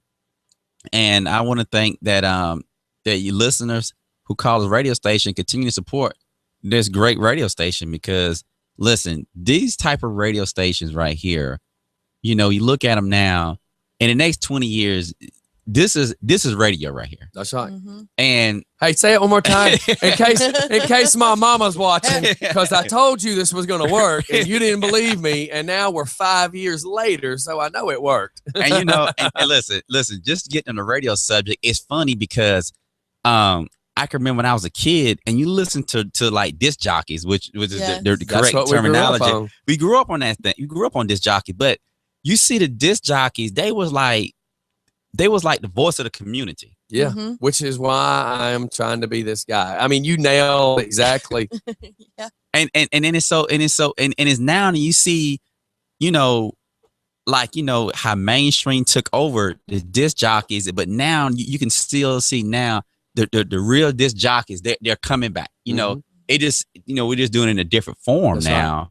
Right. Yeah. So the internet has forgiven us this road, so we can just do it. That's right. I keep saying we lost small radio. Mm-hmm. We lost it because when we grew up, we had small radio where they knew what was happening in their town. And you got to hear about Bobby down at the park doing this and Joe over here doing that. We've lost that. And that's what I said, you know what? I'm opening my own radio station. And that's why I did this, to bring back, not necessarily to say the home feel, but I want everybody to know where corporate radio, you can't just call in and speak your voice. Exactly. With me, you call in and you're live, and I have to pray you don't F-bomb. Yeah. Because you are so live, you're only like 20 to 30 seconds behind reality as far as listening from the app. And I want the feel of, hey, there's Just for Fun. These cats are right down the road, and I want that. I want everybody to know that if you want to come in, all you have to do is reach out to me. And if it's something I can have on the show, I will. If it's a day you can come in, I'll let you know. A year ago, we weren't quite as busy as we are. So a guest coming in wouldn't be a big deal. Now we have to schedule out, and Stephanie's supposed to put it on the calendar, which didn't happen lately. But we'll I didn't do today, and I haven't. We'll punish her later. Yeah. No. I just didn't know. We still got 2 minutes. I could punish you now. No. So Go ahead. I got my backup here now. Go ahead. Plug how people can find you. If you would like to give out something as far as letting people find you on Facebook, whether it be a business type page or a personal page, whatever. Drew is asking. Yes. I've actually had 2 different text messages. One says, the best thing I've heard this segment. Y'all coming together could make huge differences on people's perspective. And then I got another one that says, people that trust in Just for Fun and people that trust in the NAACP come together. There will be a lot more open-minded, and great things can happen. Yes. Listen, the best way to know about everything is simple. Is www.RockdaleCountyNAACP.com. It has all our information on it. Okay. And also, if you want to friend me on Facebook, I'm on Facebook, Thomas Brantley Jr. Facebook. Okay.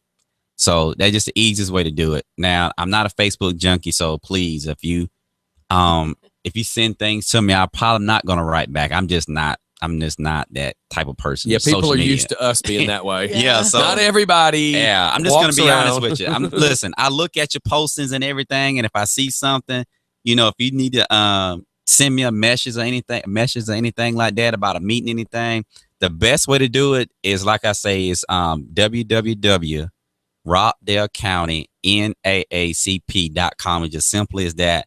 And I also like to invite everybody to come out to the meetings, like all the community, the pastors in the community, the parents, come out to our meetings, because it's going to blow you away. We do a lot of things for the community, and especially for the youth. Our biggest issue right now, I know we got to wrap it up real quick, is that, a lot of things are going on in Clayton County right now. And I'm not trying to talk bad about no other county, anything like that. Look, I just feel good about the C's out here, man. I feel good about Rockdale County. I feel good about Newton County. I feel like we got the best best counties, the best 2 counties in the state to live in. And being part of the NAACP, that people don't realize is that that's one of our main objective, is that we want to make sure that we are the best county to live in. Yes. So a lot of times, so a lot of time we have to face issues, but listen, we also have to protect your investment as well out here. So that's the reason why, you know, we always at these commissioners meeting, we want to know what's going on. So when we see crime numbers start to rise up, and we see that the kids in the school, their test scores are starting to slack off, you know, that let us know that we're not doing our part of our job at the NAACP too. Right. Because like I said, we are a community-based organization, and we want to make sure that our kids are the best kids in the state. And you know, and once we feel like we're the best kids in the state, we want to take that national title. We want to always be the top 5 in the nation. Yes. And I think if we continue, as parents, if we continue to push our kids, and parents continue to support them, you know, sometimes put down the cell phone, sometimes put down the internet, Yes. sometimes cut the TV off and just listen to them, and just talk to the kids and just be there for them. We continue to do that, and listen, man, we're gonna be fine. So we got a great community. And I want to thank again, man. I want to thank Scotty, Just for Fun Radio, and you know, I want to thank you guys for having us. And man, listen, you guys did an awesome job on Sunday. We're gonna do a lot more. We're gonna be doing some more community things in the future. So definitely, this won't be the first time you see me coming to Just for Fun Radio. Yeah, we'll Listen, see if you you again. guys need me for anything that's going on, Right. hey, you guys got my number. I'm not that far away. That's right. So Steph can send you a message. yeah, Steph. Listen, between you taking a minute to answer and her taking a minute to send, I need you to go ahead and send him out something about October, Steph. That Exactly. means Okay. you might send it by September. He might answer by October. We'll have an answer by October. I'm just kidding, by the way. Yeah. Well, you know, we always have an open door policy. You know, if there's any time you have some free time and you want to pop in, you know, just shoot us a Yeah, text. just shoot us a text. Let's know. Exactly. Hey, I'm outside coming around, because now you know how to get in here. Oh, yes, That's right. You know, exactly. You know the security. And you know where the bus is. Yes. That's the thing. All right, we're going to wrap this puppy up, man. Anybody that, you know, wants to tell somebody to come back and watch it, it's all going to be on the YouTube video. It did record live. You can watch it again tonight, and share with any other people. Again, it's always been a misconception of what they are about. And I wanted to, if I'm going to own a radio station, I keep saying, y'all don't get mad at Channel 2 for reporting stuff. You don't get mad about Channel 5 for reporting stuff. Don't get mad at me, because a lot of people are hot at me right now about the speeding on my road. I'm not pissed at the cops, y'all. I'm pissed about the speeders. Yes. I'm just begging the cops to come stop the speeders. So for people that go, man, you're mad at the cops. No, I'm not mad at the cops. I'm mad at that idiot that's driving the school bus 62 miles an hour. I'm mad about the idiot that was driving the big lawn care truck. I'm mad about the Mercedes and the Lexus and the Camaro and the Mustang and the FedEx truck. I'm mad about it happening on my road. I'm just begging the cops to do something. And it may seem like I'm mad because it's taking so long to get them out here, but I'm just using my little bit of power and posting the videos and making the awareness. And it's all about awareness. If you don't know these things are happening, you need to be made aware of these things happening. So I want to not only make people aware of the speeding, I want to make sure the people that are speeding now know the cops are going to be here. Keep coming down my road. Keep coming down my road acting a fool, because they're going to get you. We've got 4 little black boys that keep playing basketball across the street. Oh my And the basketball keeps going right out in the middle of the road, and they are not looking when they run out in the road. So the problem is, I understand they're children, and they're not looking when they step in the road. But the problem is that the adults that are flying through here at 50 miles an hour, you should be smart enough to know that you got sidewalks, you're on a road that has 2 different schools, and you should be smarter about it, and you should slow down. So if you want to know who I'm really mad at, it's probably the person that's behind that steering wheel that's not paying attention or text messaging on the phone while speeding down my road. So everybody can get mad at me all they want, but the facts are the facts. And it's scary to watch those kids because they don't look Right. You know, but they don't look. and maybe I shouldn't have said little black kids. I shouldn't have made it sound like that. We have children playing on our roads. And you know, it's nice to come through a neighborhood and see kids outside playing instead of sitting in their houses in front of a TV with that remote in their hand playing Right. video games. And the parents It's that used to walk nice. their kids on the sidewalk are scared to walk their kids on the sidewalk, so they're not. So, Yeah.